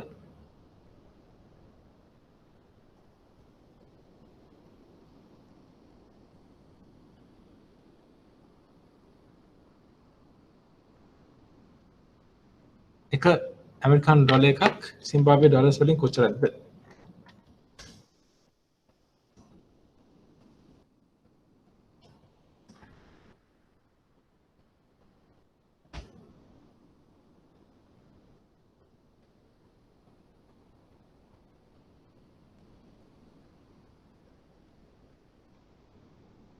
හරි දැන් සිම්බාබ්වේ ඩොලර් එක පාවිච්චි කරන්නේ නැහැ නේ.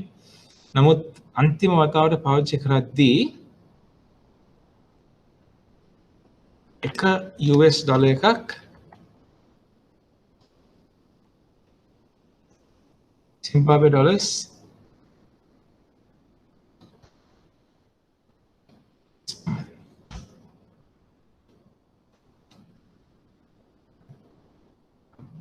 පොඩ්ඩක් දිගට ලියන්න 35,000 ඉතින් නැවතුන්නේ නැහැ බිලියන 35ක් ගියා පොඩ්ඩක් බිලියන 35යි මේකට කියන්නේ ට්‍රිලියන 35යි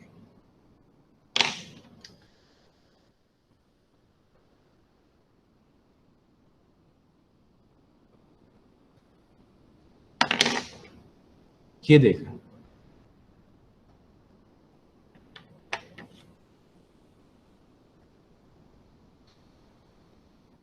එක ඩොලර් එකක් අන්තිමට සිම්බාබ්වේ ඩොලර්ස් වලින් 35.15 ක්වඩ්‍රිලියන් 35ක් ක්වඩ්‍රිලියන 35ක් හරි කියන ඔයගලන්ට ඇත්තටම බිලියන කෙනෙක් නෙවෙයි ක්වඩ්‍රිලියන කෙනෙක් වෙන්න තිබ්බා එක ඩොලර් එකක් අරගෙන සිම්බාබ්වේ වලට ගියා නම් හරි මෙච්චර මහන්සි වෙලා බැංකින් කර කර ඉන්න ඕනේ නැහැ ඩොලර් එකක් අරන් සිම්බාබ්වේ වලට යන්න ඔයගලන් ක්වඩ්‍රිලියන 35ක් කෙලිම හම්බෙනවා දැන් මේ සල්ලි බෙදන්නේ සාක්කුවේ පර්ස් එකේ දාගෙන යන්න බෑ ක්වඩ්‍රිලියන 35ක් බෑනේ ඉතින් ඒක නිසා වීල් බැරෝ වල තමයි සල්ලි ගෙනියන්නේ රයිට් කඩේට ගියත් වීල් බැරෝ එක සල්ලි දාගෙන යන්න වෙනවා පාංගිරියක් ගන්න ගියත් ටොෆියක් ගන්න ගියත් වීල් බැරෝ එක අරන් අනිවාර්යෙන් අරන් යන්න වෙනවා හරි ක්වඩ්‍රිලියන් 35ක් ඉතින් ඇයි මේ වගේ තත්ත්වයක් ඇති වෙන්නේ සිම්බාබ්වේකට ඇයි ඒගොල්ලන්ට මෙහෙම දෙයක් වුණේ ඒ රටේ තිබිච්ච අස්ථාවර භාවය නිසා හරි ස්ථාවරත්වයක් තිබුණේ නැහැ ඒක නිසා ක්වඩ්‍රිලියන් 35යි ඒගොල්ලන්ගේ එක්ස්චේන්ජ් රේට් එක හරි ඉතින් ඒකට හේතුව ස්ථායීතාවයක් නැහැ ස්ථායීතාවයක් නැත්තම් අනිවාර්යෙන් අර වගේ සිම්බාබ්වේ වලට වුණා වගේ වැඩක් තමයි වෙන්නේ මූල්‍ය ස්ථායීතාවය කාර්යක්ෂම ලෙස ආර්ථික සම්පත් විභාජනය සහ අනෙකුත් ආර්ථික ක්‍රියාවලීන් වන ධනය සංචය කිරීම ආර්ථික වර්ධනය සහ සමාජමය සෞභාග්‍ය ළඟා කර ගැනීම සඳහා ආධාර වීම මූල්‍ය අවදාම තක්සේරු කිරීම මිල කිරීම සංචය සහ කළමනාකරණය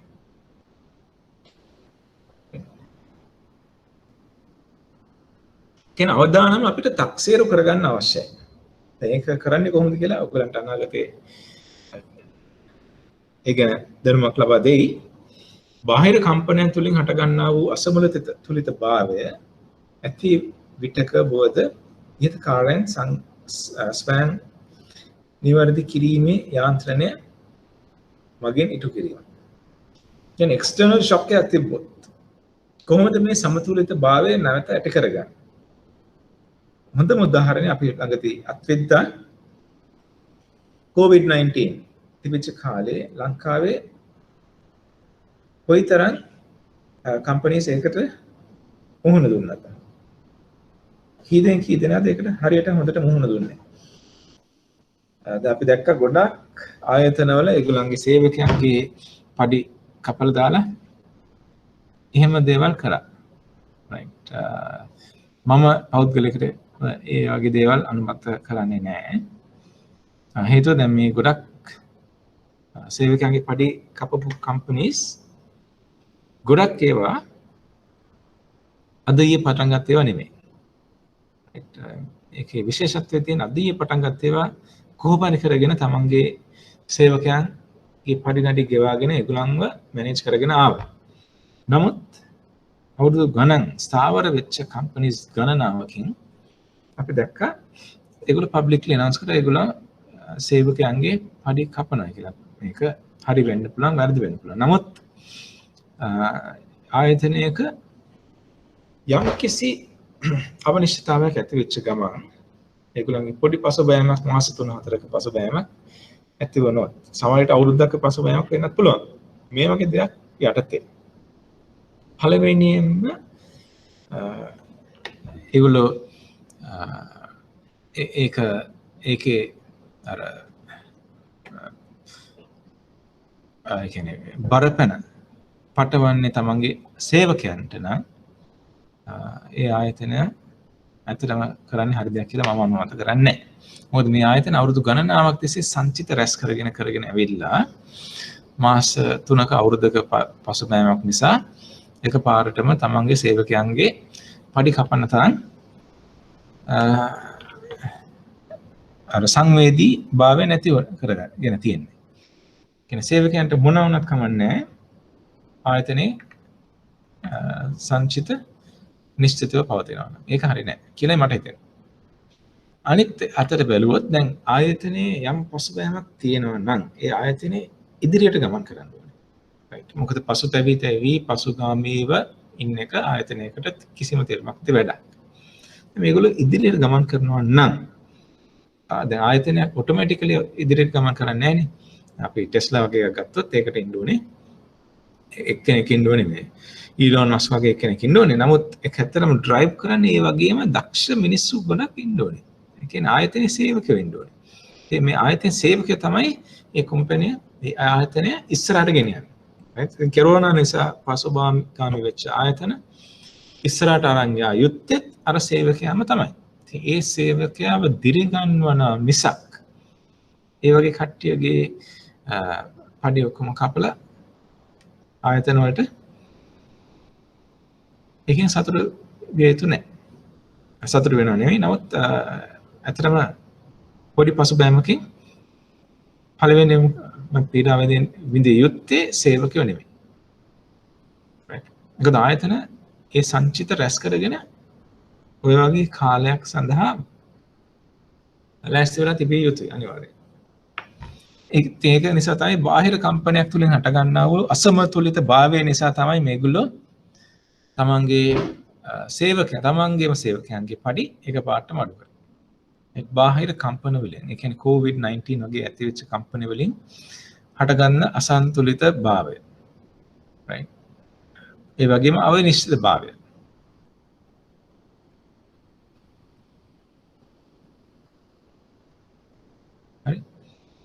බැංකු සහ අනිකුත් මූල්‍ය ආයතන ස්ථායීතාවය ඉතාමත්ම වැදගත්. අපි දන්නවා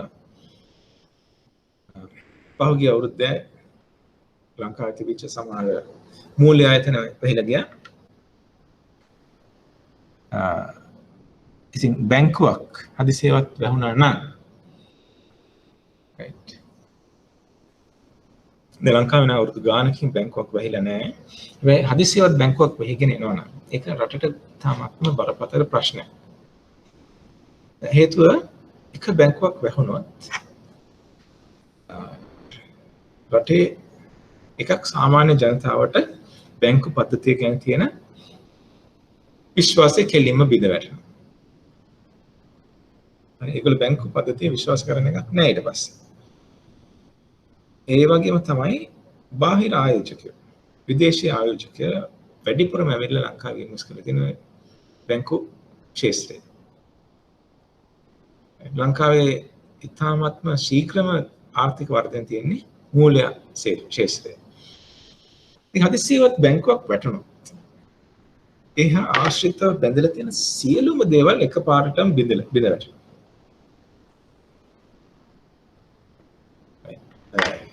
පළවෙනියෙන්ම ඉන සේවකයන්ගේ ආදාය මාර්ගය ඇහිරෙනවා. ඒ වගේම දැන් ඒ බැංකුව මත ඩිපෙන්ඩ් වෙන. ඒ බැංකුව මත රඳා පවතින. ඒගොල්ලන්ගේ ඩිපොසිටර්ස්ලාගේ තත්ත්වයක් බලන්න. ඒගොල්ලන්ට අදාළ මුදල් එහෙමම අහිමි වෙනවා. ඩිපොසිට් ඉන්ෂුරන්ස් එකක් තියෙනවා 6%ක්. ඒ එතනින් උඩ තියෙන සියල්ලම අහිමි වෙනවා.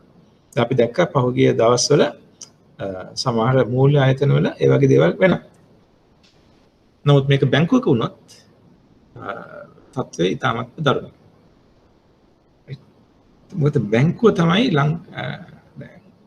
ගොඩක් රටවල් වල ආර්ථිකය ගැන තියෙන හොඳම ඉන්ඩිකේටර් එක බැංකින් සිස්ටම් එක.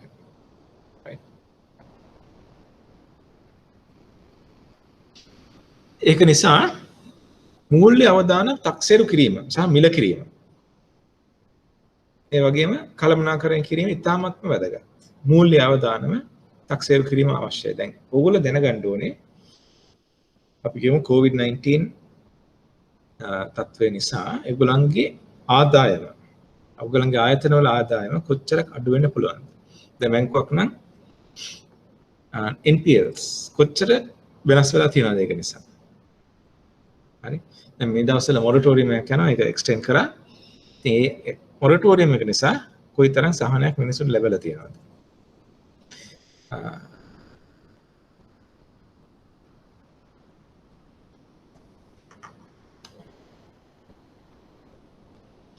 මූල්‍ය ස්ථායීතාවය අසමතුලිතතාවයන් මතුවීම තුළින් මූල්‍ය පද්ධතිය ආර්ථික ක්‍රියාවලීන්ට බලපෑ හැකි තර්ජනයක් වීමට ප්‍රථම එම අසමතුලිතතාවයන් සීමා කිරීම සහ මැඩ පැවැත්වීමේ හැකියාව.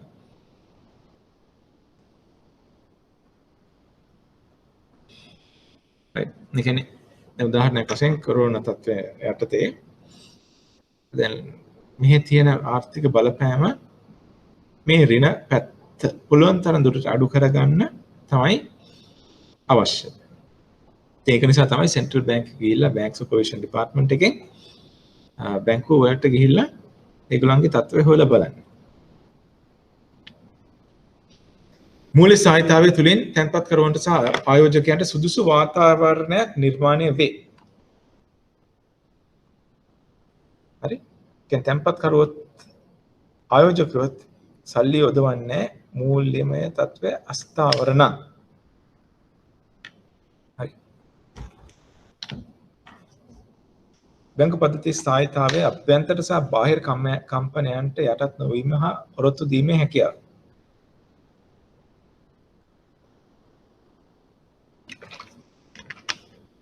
හරි අභ්‍යන්තර කම්පන කියන්නේ සමහර බැංකුවේ ඉන්න CEO නැත්නම් MD මාරු වෙන්න පුළුවන්. ඔය ඒගොල්ලෝ යම් කිසි හේතුවක් නිසා තමන්ගේ කාර්ය කටයුතු කරගන්න බැරි වෙන්න පුළුවන්. ඒක අභ්‍යන්තර කම්පනයක්. බාහිර එහෙම නැත්නම් ෆ්‍රෝඩ් එකක් වෙන්න පුළුවන් අභ්‍යන්තරව. right? ෆ්‍රෝඩ් වෙන්න පුළුවන්. නැත්නම් රෙපියුටේෂන් එක ඩැමේජ් වෙන්න පුළුවන්. හරිද? අපි දැක්කා සමහර බැංක්ස් තිබ්බා ලොසස් ගොඩක් ඉන්ක කළා.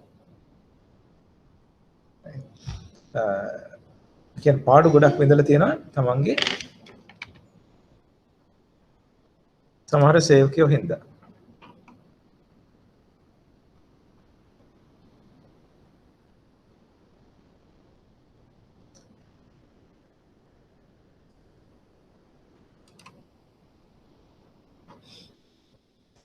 ඒවා අභ්‍යන්තර කම්පන.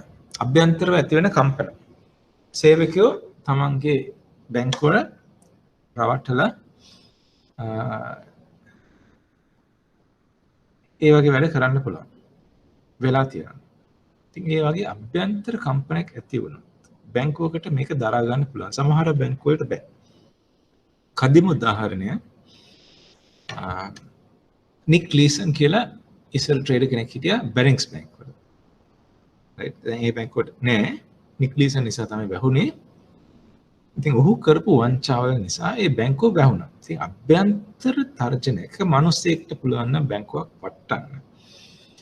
බැරි කමක් නෙමෙයි. නමුත් එක මිනිස්සෙක්ට එච්චර පව එකක් තියෙනවා නම් ඇත්තට මේ බැංකුවේ තියෙන කන්ට්‍රෝල්ස් බොහොම දුර්වලයි කියලා තමයි කියන්නේ. එක මිනිස්සෙක්ට පුළුවන් මේ බැංකුව නිකන් නැති කළාම දාන්න.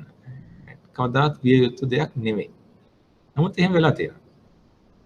ඒ කියන්නේ මේ බැරින්ග්ස් බැංකුවට හැකියාවක් තිබුණේ අභ්‍යන්තර කම්පනයකට මොහොත දෙන්න. අභ්‍යන්තර කම්පනයකට මොහොත දෙන්න බෑ.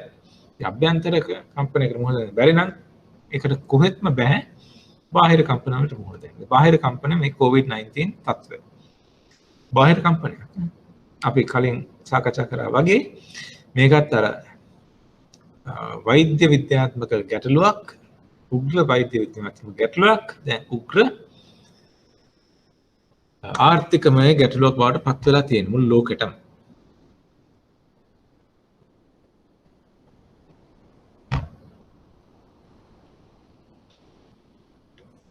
අස්ථායීතාවය තුලින් ඇතිවිය හැකි තත්ත්වයන් බැංකු වස්තු වංගත්වයට පත්වීම. බැංකු සමහරවිට වැහිලා යන්න පුළුවන්. එහෙම වෙලක් තියෙනවා. ඒ තුලින් අනිකුත් අංශවලට විය හැකි අලාභ. බැංකුවක් කඩාගෙන වැටුණොත් සමහරවිට අනිත් බැංකුත් මේ බැංකුවට ලෝන්ස් දීලා ඇති. සාමාන්‍ය මාකට් ලෝන්ස් ඒ වගේ ලෝන් දීලා ඇති. ඉතින් ඒගොල්ලොත් ඉර වෙනවා එක බැංකුවක් වැටුණොත්. තැන්පත රඳවා ගැනීමට අවශ්‍ය විශ්වාසනීයත්වයට ඇතිවිය හැකි බලපෑම. දැන් බැංකින් බිස්නස් එක අපි කරන්නේ තනිකරම විශ්වාසය මත පදනම් වෙච්ච ව්‍යාපාරයක් විදියට. ඒ විශ්වාසයක් නැතුව අපිට බැංකින් කටයුතු කරන්න හරි අමාරුයි. කොහෙත්ම බැරි තරම්. සමූහයක් ලෙස ඇතිවිය හැකි බලපෑම. ඒ කියන්නේ මුළු ඉන්ඩස්ට්‍රි එකට මුළු බැංකින් සෙක්ටර් එක බැංකුවක් වැටුණා. මුළු බැංකින් සෙක්ටර් එකටම තියෙන විශ්වාසනීයභාවය නැති වෙලා යන්න පුළුවන්. ණය සීමා පැනවීම අත්‍යවශ්‍යම කර යුතුයි. ඒ කියන්නේ දැන් එක බැංකුවක් සමහරවිට තමන්ගේ කස්ටමර්ස්ලාට දෙන ලෝන් එක amount එක ණය කොච්චරද කියලා ලිමිට් එකක් සීමාවක් දාන්න පුළුවන්. ඒක බැංකුවේ විශාලත්වය මත, ඒ කියන්නේ බැංකුවේ බැලන්ස් ෂීට් එකේ විශාලත්වය මත බලපන්න පුළුවන්. එහෙම නැත්නම් කස්ටමර්ගේ ක්‍රෙඩිට් ක්වොලිටි එක ගැන මතත් බලපන්න පුළුවන්. ඒ වගේ කටයුතු සඳහා තමයි මේගොල්ලෝ ණය සීමා පනවන්නේ. පවතින ණය මුදල් ඉතා අධික වීම. සමහර ආයතන ණය ලබාගෙන ඇති. නමුත් ඒ ණය ඉතාමත් මිල අධික වෙන්න පුළුවන්. දැන් උදාහරණයක් විදිහට ගත්තොත් අපි ලංකාව ගත්තොත් අපිට ඩොලර්ස් දැන්ට බරෝ කරන්න වෙලා තියෙන ඉතාමත්ම ඉහළ මිල ගණන් වලට. මිල කියන්නේ ඇත්තටම ඉන්ට්‍රස්ට් රේට් එක ඉතාමත්ම වැඩි. දැන්ට අපේ සවරින් බොන්ඩ්ස් යනවා 15 16 2030 හරිය මැච් වෙන යනවා.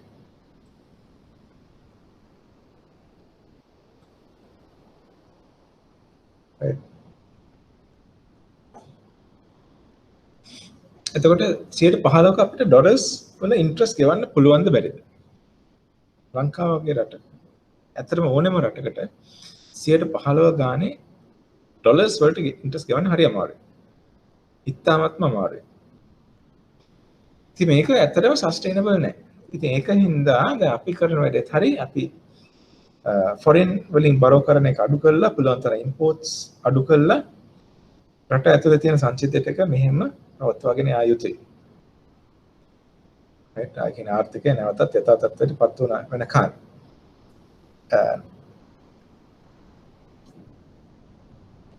එහෙම නැත්නම් අපි අඩු මිලට ණය ලබා ගන්න මාර්ගයක් හොයන්න ඕනේ. ඒ කියන්නේ සමහරවිට IMF එක කරා.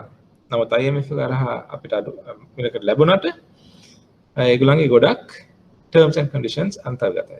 ඒ කියන්නේ ඒගොල්ලන්ට අවශ්‍ය විදිහට තමයි ඒගොල්ලෝ ලෝන් දෙන්නේ. right so විකුණුම් වෙළඳපොළක් කියන්නේ මූල්‍ය වෙළඳපොළක් කියන්නේ දැන් ඕනෙම වෙළඳපොළක්. අපි ගමු මාළු මාකට් එක. මාළු මාකට් එකේ ඉතින් තමයි අපිට ගිහිල්ලා මාළු වෙළෙන්දෙක්ව හම්බෙන්න පුළුවන්. right ඒ වගේම තමයි මූල්‍ය වෙළඳපොළ ගිහිල්ලා තමයි අපිට මූල්‍යමය කටයුතු කරගන්න පුළුවන්. විකුණුම් කරුවන් සහ ගැනුම් කරුවන් සහභාගී වන්නා වූ හිමිකම් බැඳුම් කර මුදල් ව්‍යුත්පන්න වැනි වත්කම් හෝ මූල්‍ය උපකරණ ගනුදෙනු වන්නා වූ වෙළඳපොළක් මූල්‍ය වෙළඳපොළක් ලෙස හැඳින්වේ. තාමත් වැදගත් විකුණුම් කරුවන් සහ ගැනුම් කරුවන් සහභාගී වන්න පැනවයි කියන එක. විකුණුම්කරුවන් ගැනුම්කරුවන්. ඒක සමහර විට අතරමැදියන් කරහා සම්බන්ධ වෙන්නත් පුළුවන්.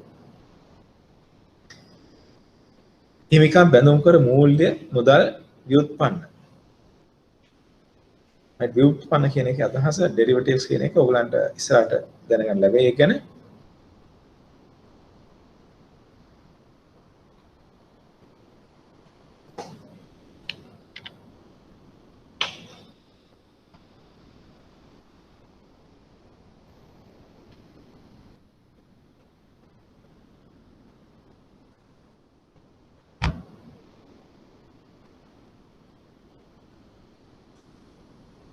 මූල්‍ය වෙළඳපොළ රටේ ආර්ථිකයේ ඉතා වැදගත් අංගයක්. අපි මේ ගැන කලින් සාකච්ඡා කරා. ඉතිරි කරන්නන්ගේ අරමුදල් ආයෝජකයන් වෙත ගලා යාම සඳහා පහසුකම් සැලසීම තුළින් ආර්ථික කාර්යක්ෂමතාව ඇති කර ගැනීම. වෙළඳපොළ ක්‍රියාවන් තුළින් පුද්ගල ධනවත්භාවය, සමාගම්වල හැසිරීම සහ සමස්ත ආර්ථිකය වෙත බලපෑමක් ඇති කිරීම.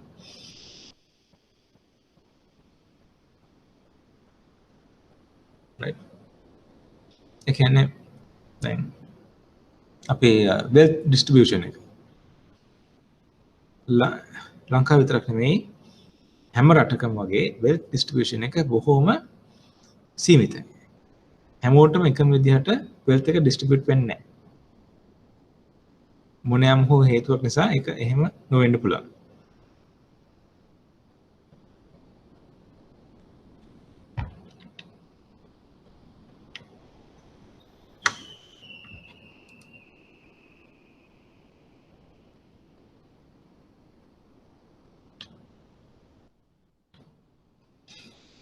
ඉතා හොඳින් ක්‍රියාත්මක වන්නා වූ මූල්‍ය වෙළඳපොළක් ඉතා ඉහළ ආර්ථික වර්ධනයක් කෙරෙහි බලපන්නා වූ ප්‍රධාන සාර්ථකයකි.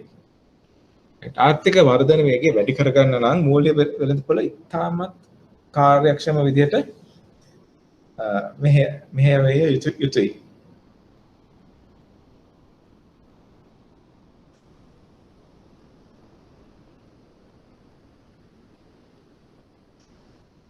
දැන් උදාහරණයක් කියනවා නම් ලංකාවේ ආර්ථික වර්ධන වේගය මේ අවුරුද්දේ රිනගයක් ගන්නවා. අපි ලබන අවුරුද්දේ පොඩි රිනගයක් වෙනවා කියලා බලාපොරොත්තු වෙන්න පුළුවන්. නමුත්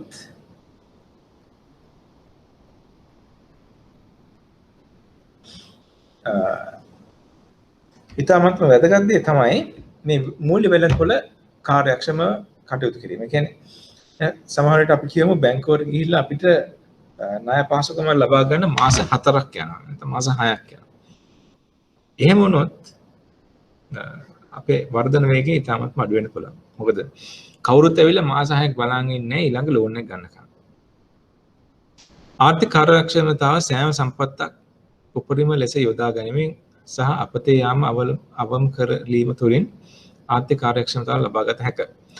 මේ තුළින් ආර්ථිකය තුළ සෑම අයෙකුටම උපරිම ප්‍රයෝජන ලබා ගත හැකිය.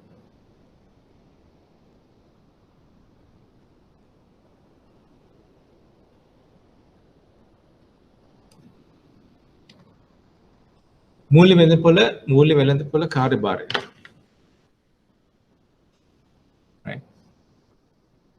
අඛණ්ඩව මූල්‍ය වත්කම් වල මිල නිර්ණය සහ ගැනුම් කරවන් සහ විකුණුම් කරවන් ගනුදෙනුව සම්පූර්ණයෙන් කිරීමට ඇති කැමැති මිල ලබා දීම.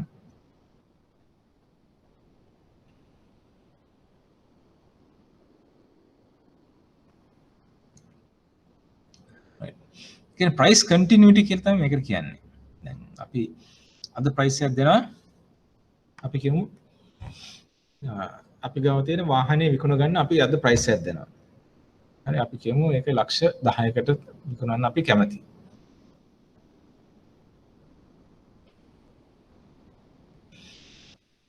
නමුත් හෙට යම් හේතුවක් නිසා අපි ඒ price එකටම විකුණන්න කැමති නැත්නම් සමහරවිට අපි ලක්ෂ 20කට දෙන්න කැමති වෙන්න පුළුවන්. right?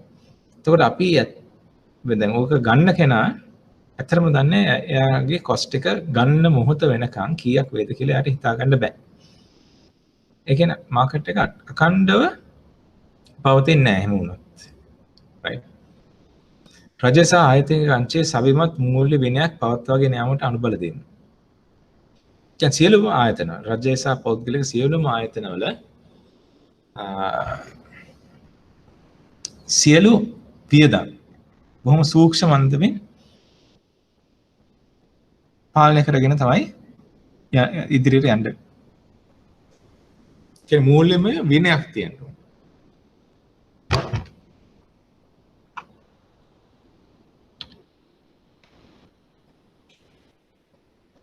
මූල්‍ය ලෝකයේ තුල මෑත කාලින වෙනස්කම් කියන්නේ ඇත්තටම disruptive factors ටික. මූල්‍ය ගෝලීයකරණය. ගෝලීයකරණය වෙලා තියෙනවා. කියන්නේ ඕන්නම් ජෝන් කීල්ස්ලට පුළුවන් ලංකාවේ විතරක් සල්ලි ෂෙයාර්ස් ලිස්ට් කරන්න නැතුව ගිහිල්ලා වෙන රටක තමන්ගේ ෂෙයාර්ස් ලිස්ට් කරන්න. අලිබබා ඒගොල්ලෝ එහෙම කරලා තියෙනවා. චයිනා මාකට් එක වගේම US වලත් ලිස්ටිං එක අරන් තියෙනවා. ඉතින් ඒක නිසා ඒගොල්ලන්ට තියෙන ස්කෝප් එක වැඩි. හරි ඒගොල්ලෝ චයිනාව අනුව විතරක් නෙමෙයි ඕනෑම රටක් හරහා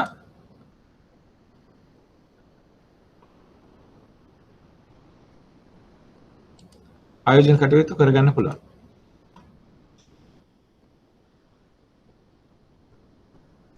ඒකට කියන්නේ මූල්‍ය ගෝලීයකරණය කියලා. ඉතා ඉහළ ලෙස වැඩි වූ අරමුදල් සහ මූල්‍ය සේවා කර්මාන්තයේ විශාලත්වය.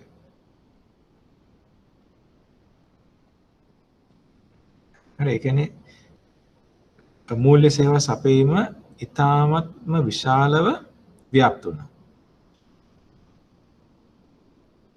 සංස්ථායන වූ වෙළඳපොළවල වෙළඳපොළට පැමිණි නව මූල්‍ය උපකරණ මොකද්ද ආපු උපකරණ කියලා ඇත්තටම බලා ගන්න.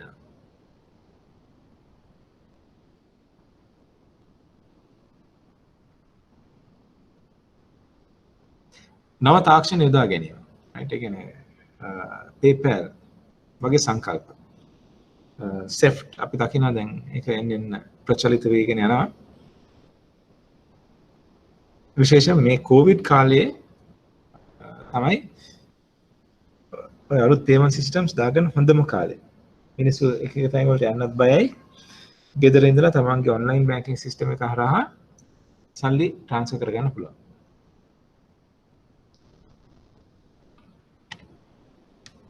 මූල්‍ය ලොවතුව මෑත කාලින වෙනස්කම්. නව ආකෘතිවල සංස්ථා මූල්‍ය.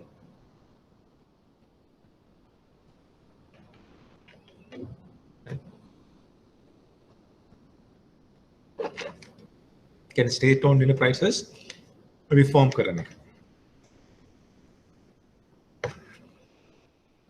අපි දැක්කා ළඟදී ඒ වගේ ආටිකල්ස් ගොඩක් අපි පුවත්පත් තුල පළ වෙනවා දැක්කා. ඉතින් මේක ඉතාමත්ම වැදගත් දෙයක්.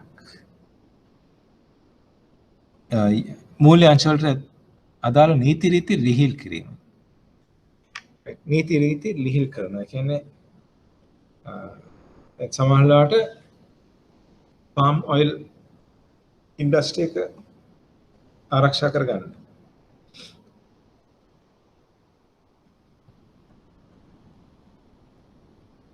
එහෙම නැත්නම් construction sector එක ආරක්ෂා කරගන්න.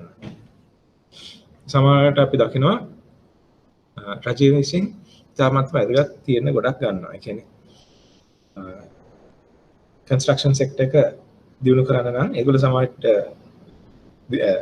තීරණයක් ගනි ලංකාවට ඉස්සරහට එන ඔක්කොම මාර්ග පද්ධති වල සංවර්ධනය අනිවාර්යෙන් දේශීය කර්මාන්තයක් ආයතනයක් කරා කරගන්න ඕනේ කියලා.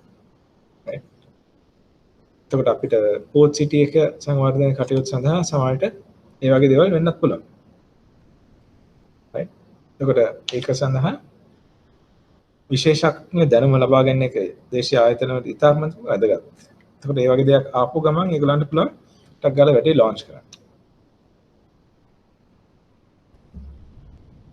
යුරෝ මුදල් භාවිතය සහ යුරෝ අර්බුදය. අපි ඔක්කොමට මතකයි ළඟදී සෑහෙන විවාදයට පත්වෙච්ච කරුණක් තමයි මේ Brexit කියන එක. ඒ කියන්නේ ඉංග්ලන්ඩ් අයින් වෙනවා බ්‍රිටන් අයින් වෙනවා යුරෝපියන් යුනියන් එකෙන්. EU එකෙන් අයින් වෙනවා. ඒකට කියන්නේ බ්‍රෙක්සිට් කියලා. right so යුරෝ මුදල් දැන් ඒ කියන්නේ යුරෝ මුදල් කියන්නේ යුරෝ මනි. සමහරවිට ඩොලර්ස් වෙන්න පුළුවන්. හැබැයි ඒ සල්ලි තියෙන්නේ සමහරවිට එංගලන්තේ. කියන්නේ එක රටක මුදලක් තව රටක සංසරණය වෙනවා නම් ඒකට කියන්නේ යුරෝ මුදල් කියලා. මතුවන නව වෙළඳපොළ සහ ආර්ථිකයන්. අලුත් වෙළඳපොළ තත්ත්වයන් එන්න පුළුවන්. සමහරවිට ආර්ථික තත්ත්ව කම්ප්ලීට්ලි වෙනස් වෙන්න පුළුවන්. මේ කොවිඩ් උදාහරණය ඉතාමත් වැදගත්. නව වෙළඳපොළ වල සමහරවිට ඔන්ලයින් වෙළඳපොළක් වෙන්න පුළුවන්. අපි දැක්කනම් පහුගිය දවස්වල ලොක්ඩවුන් තිබිච්ච කාලේ අපිට ගිහිල්ලා බඩු ගන්න තැනක් තිබුණේම නෑනේ. ඒ නිසා අපි මොකද කරේ? ඔන්ලයින් මාර්ගයෙන් බඩු ගන්න කටයුතු සැලසුම් කරා. ඉතින් ඒකට හරියන්න ගොඩක් ආයතන අපි දැක්කා ගොඩක් සුපර් මාකට් වල එහෙම ඔන්ලයින් ඩෙලිවරි channels පටන් ගත්තා. ඒගොල්ලෝ ඔන්ලයින් platforms හදාගෙන ඩෙලිවර් කරන්න ගත්තා. වෙළඳපොළක අත්‍යවශ්‍ය ලක්ෂණ තියෙනවා නම් ඉතාමත්ම වැදගත්. විනිවිද භාවයෙන් මිල ගණන්. විනිවිද භාවයෙන් මිල ගණන්. ඒ කියන්නේ මොන හරි මිලකට යම් ගනුදෙනුවක් සිද්ධ වෙනවා නම් ඒ මිල ඇයි අර කියලා ඉන්වෙස්ටර්ස්ලට ආයෝජකයන් දැනගත යුතුයි අනිවාර්යයෙන්. යම් කිසි විනිවිද භාවයක් තියෙන්න ඕනේ ඒකට. ගනුදෙනු සඳහා වන නීති රීති. යම් නීති රීති රාමුවක් තියාගෙන තමයි ගනුදෙනු ගන්න අවශ්‍ය. පිරිවැය සහ ගාස්තු. දැන් අපි කියමු අපි රුපියල් 100ක කොටස් මිලදී ගත්තා. සමහරවිට අපි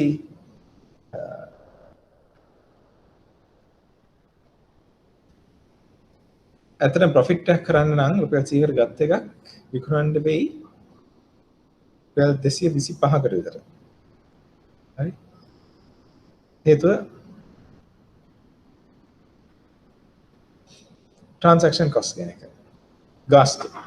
පිරිවැය ගාස්තු. right අපි brokerage ගවන්න ඕනේ. ඊපස්සේ cess එක ගවන්න ඕනේ. CAC charges ගවන්න ඕනේ. SEC charges ගවන්න ඕනේ.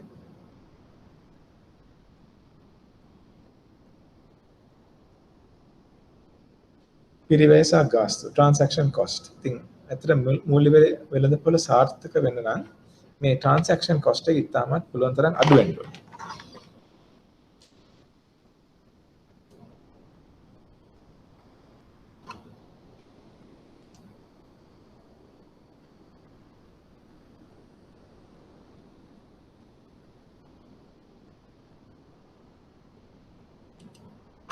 හරි?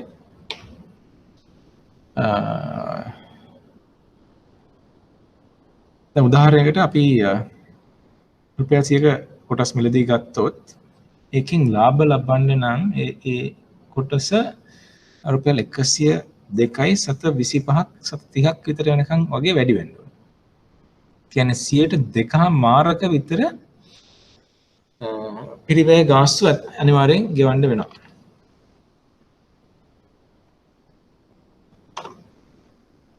right 102.5ක් විතර පිරිවැය ගාස්තු. ඉතින් පොඩි ගාණක් නෙමෙයි. ඒ කියන්නේ යම් ආයෝජනයක් කරාට පස්සේ ඒකේ 102.5ක් දෙකයි කාලක් 2.5ක් විතර සම්පූර්ණයෙන් අපිට අමතක කරලා දාන්න වෙනවා මේ ගාස්තු ගෙවන්න. right ඉතින් ඒ ගාස්තු පුළුවන් තරම් අඩු වෙන තරමට තමයි හොඳ.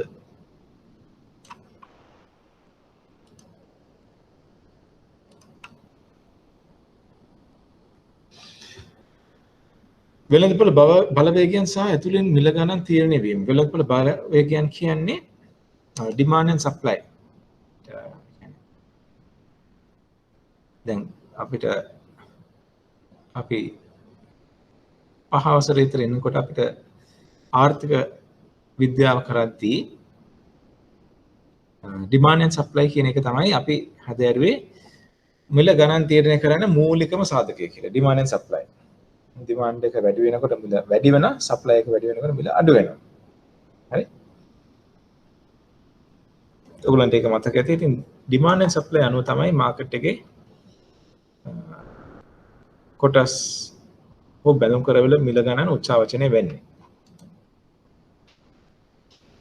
මූල්‍යමය උපකරණ මුදල් අවශ්‍ය අයෙකු විසින් නිකුත් කරන්න ලද්දා වූ සහ මූල්‍යමය වගකීම් පිළිගත්තා වූ ධාරකය වෙත ඉදිරි නිරූපිත මූල්‍ය ප්‍රවාහයක් සඳහා හිමිකමක් ඇති බැඳීම මූල්‍ය උපකරණයක් ලෙස හැඳින්වේ. right ඒ කියන්නේ ද මූල්‍යමය උපකරණ අපි ගත්තත් ජූලියස් සීසර්ගේ කාලේ එයාගේ ආමයකට පඩි ගෙවලා තියෙන්නේ ලුණු වලින් ලුණු right salt ඒක තමයි අපේ දැන් හම්බ කරන මුදලට සැලරි කියලා කියන්නේ. ඒ කාලේ ඉඳලා අපු වචනේ. ඒගොල්ලන්ට ලුණු ගෙවපු හින්දා අපි හම්බ කරන්නේ සැලරි. right ඉතින් මූල්‍යමය උපකරණ ඒ කියන්නේ ඒ දවස්වල සමහර විට ලුණු මූල්‍යමය උපකරණයක් වෙන්න පුළුවන්. නමුත් අද ඒක එහෙම භාවිතා වෙන්නේ නැහැ. ඉතින් ඒ කියන්නේ කාගේවත් පිළිගැනීමක් නැහැ ලුණු කියන්නේ මූල්‍යමය උපකරණයක් කියලා. right ඒ වගේම අයිතියක් පවරන්න ඕ පිළිගන්න පුළුවන් වෙන්නත් ඕනේ.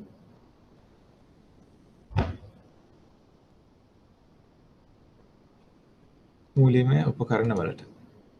හරි? ද්‍රවශීලතාව කියලා කියන්නේ මොකක්ද? ඔව්.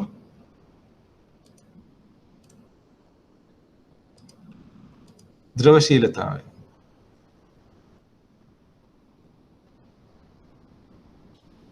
නිර්වචනය කරන්න පුළුවන් ද ඔයගලන්ට ද්‍රවශීලතාව කියන්නේ?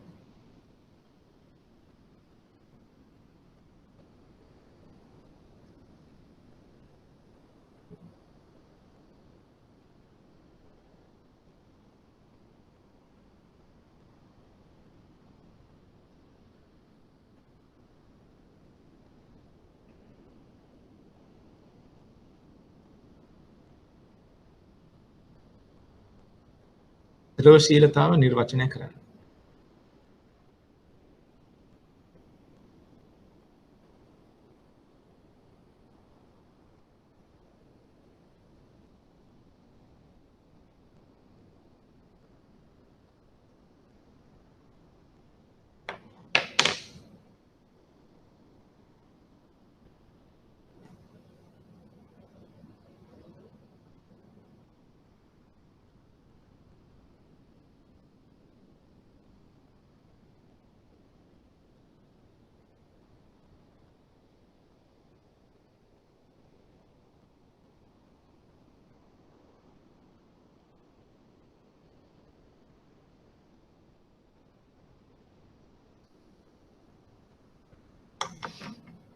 අපි 3 වසරේදී ඉගෙන ගත්ත සංකල්පයක් ද්‍රවශීලතාව.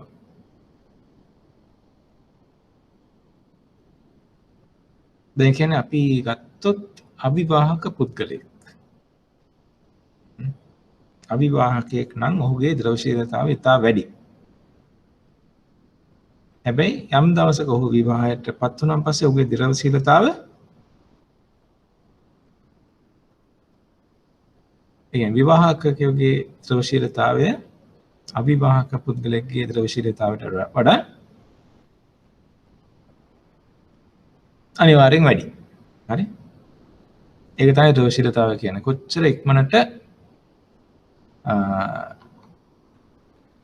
වමාරු කරගන්න පුළුවන්ද කියන එක තමයි ද්‍රවශීලතාවෙන් මනින්. ඇත්තටම දැන් යම් කිසි අපි කියමු ඇසට් එකක් තියෙනවා. right? වත්කමක් තියෙනවා. එම වත්කම දැන් අපි ගත්තොත් අපි කියමු අපිට අක්කර 2ක විතර ඉඩමක් තියෙනවා. right? අක්කර 2ක විතර ඉඩමක් තියෙනවා. අපේ සියලුම සම්පත් තියෙන එච්චර තමයි වෙන සත්‍යයක්වත් නැහැ අපි ගාව. එතකොට අපි කොහොමද පාන් ගෙඩියක් හරි ගන්නෙ? වෙන සතයක්වත් අපි ගාව නැත්තම් අක්කර 2ක ඉඩම් තියෙනවා නම් අපි කොහොමද පාන් ගෙඩිය ගන්නෙ? එතකොට අපිට කරන් තියෙන්නේ අක්කරය දෙකෙන් පොඩි කෑල්ලක් විකුණලා තමයි පාංගිරිය ගන්න වෙන්නේ. ඒකෙන් ද්‍රවශීලතාව ඉතාමත් අඩුයි.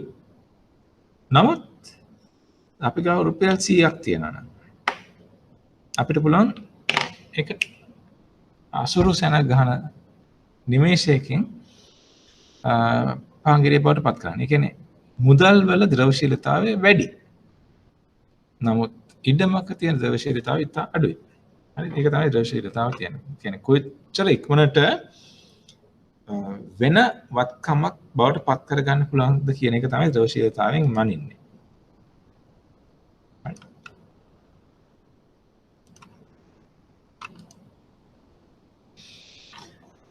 මූල්‍ය වෙළඳපොළ වර්ගීකරණය මූල්‍ය අවශ්‍යතා රැස් කරගත හැකි වෙළඳපොළවල් මූල්‍ය වෙළඳපොළ යනුවෙන් සාමාන්‍යයෙන් හඳුන්වයි. දිගු කාලීන මූල්‍ය අවශ්‍යතා සඳහා ප්‍රාග්ධන වෙළඳපොළ. right ඒක අනිවාර්යයෙන් මතක තියාගත යුතු කරුණක්. දිගු කාලීන නම් ප්‍රාග්ධන වෙළඳපොළ අවශ්‍යයි. කෙටි කාලීන වසරක් හෝ ඊට අඩු කාලයක් අවශ්‍යතා සඳහා මුදල් වෙළඳපොළ භාවිත කරයි. කෙටි කාලීන නම් මුදල් වෙළඳපොළ, දිගු කාලීන නම් ප්‍රාග්ධන වෙළඳපොළ.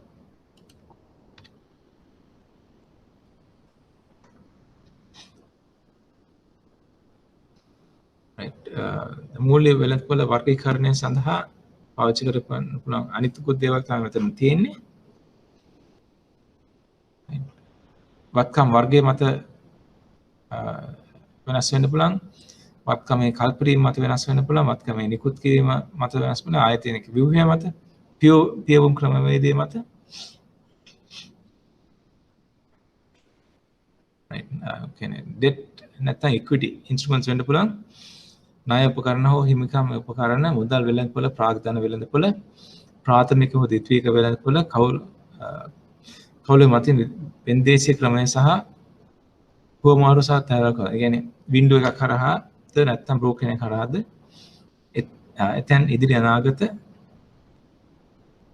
මිල කතන විකුණුම් සහ ගැනුම් තරකරුවන් විසින් ආදී වශයෙන් වෙළඳපොළ සෑහෙන කොටස් ගණනාවකට වර්ගීකරණය කරන්න පුළුවන්.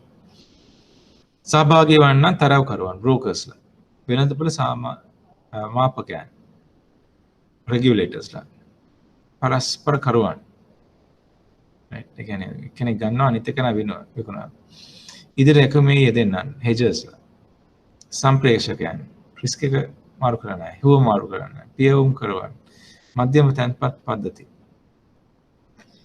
මූල්‍ය වෙළඳපොළින් ඊටවන කරුණු ආර්ථිකයේ යහපත් ක්‍රියාවලිය පුළුල් පරාසයක පෙරතුරු මූල්‍ය උපකරණ සහිත වීම.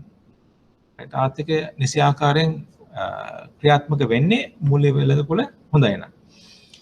පුළුල් පරාසයක පැතිරෙන උපකරණ තියෙන්න ඕන. බොහොම සීමිත උපකරණ ගොඩක් කීපයක් නෙමෙයි. ඒ කියන්නේ ලංකාවේ ජෝන් කීස් විතරයි නේ එකම ආයතනය ලිස්ට් වෙලා තියෙන. ඒක හරියන්නේ නැහැ. ආයතන ගොඩක් තියෙන්න ඕනේ. ඒ වගේම ඉන්ස්ට්‍රුමන්ට්ස් ගොඩක් තියෙන්න ඕනේ. ගැනුම් කරවන් සහ විකුණුම් කරවන් යන දෙදෙනා දෙන්නන් සහ ණය ගන්නන්ගේ අවස්ථාව ඉතා හොඳින් සැපිරීම. සියලුන්ගේම අවස්ථාව ඉතා හොඳින් සැපරන්න ඕනේ. කල්පිරීම යොමු කිරීම. අවදානම් යොමු කිරීම. ඉතින් මේවා කල්පිරෙන කොටයි අවදානම වැඩි වෙන කොටයි ඒක මැනේජ් කරගන්න පුළුවන් වෙනවා. මූල්‍ය වත්කම් පහසුවෙන් සහ වේගයෙන් සුරක්ෂිතව සහ අඩු පිරිවැයක අතරින් මුදල් පවද පත් කරගන්න. ඒකෙන් ද්‍රවශීලතාවයක් තියෙන්න ඕනේ. right ඉතින් අපි අද සාකච්ඡාවේ අවසානයට ඇවිල්ලා තියෙන්නේ. යම් කිසි ප්‍රශ්නයක් තියෙනවා නම් ඔයගලන්ට අහන්න පුළුවන්.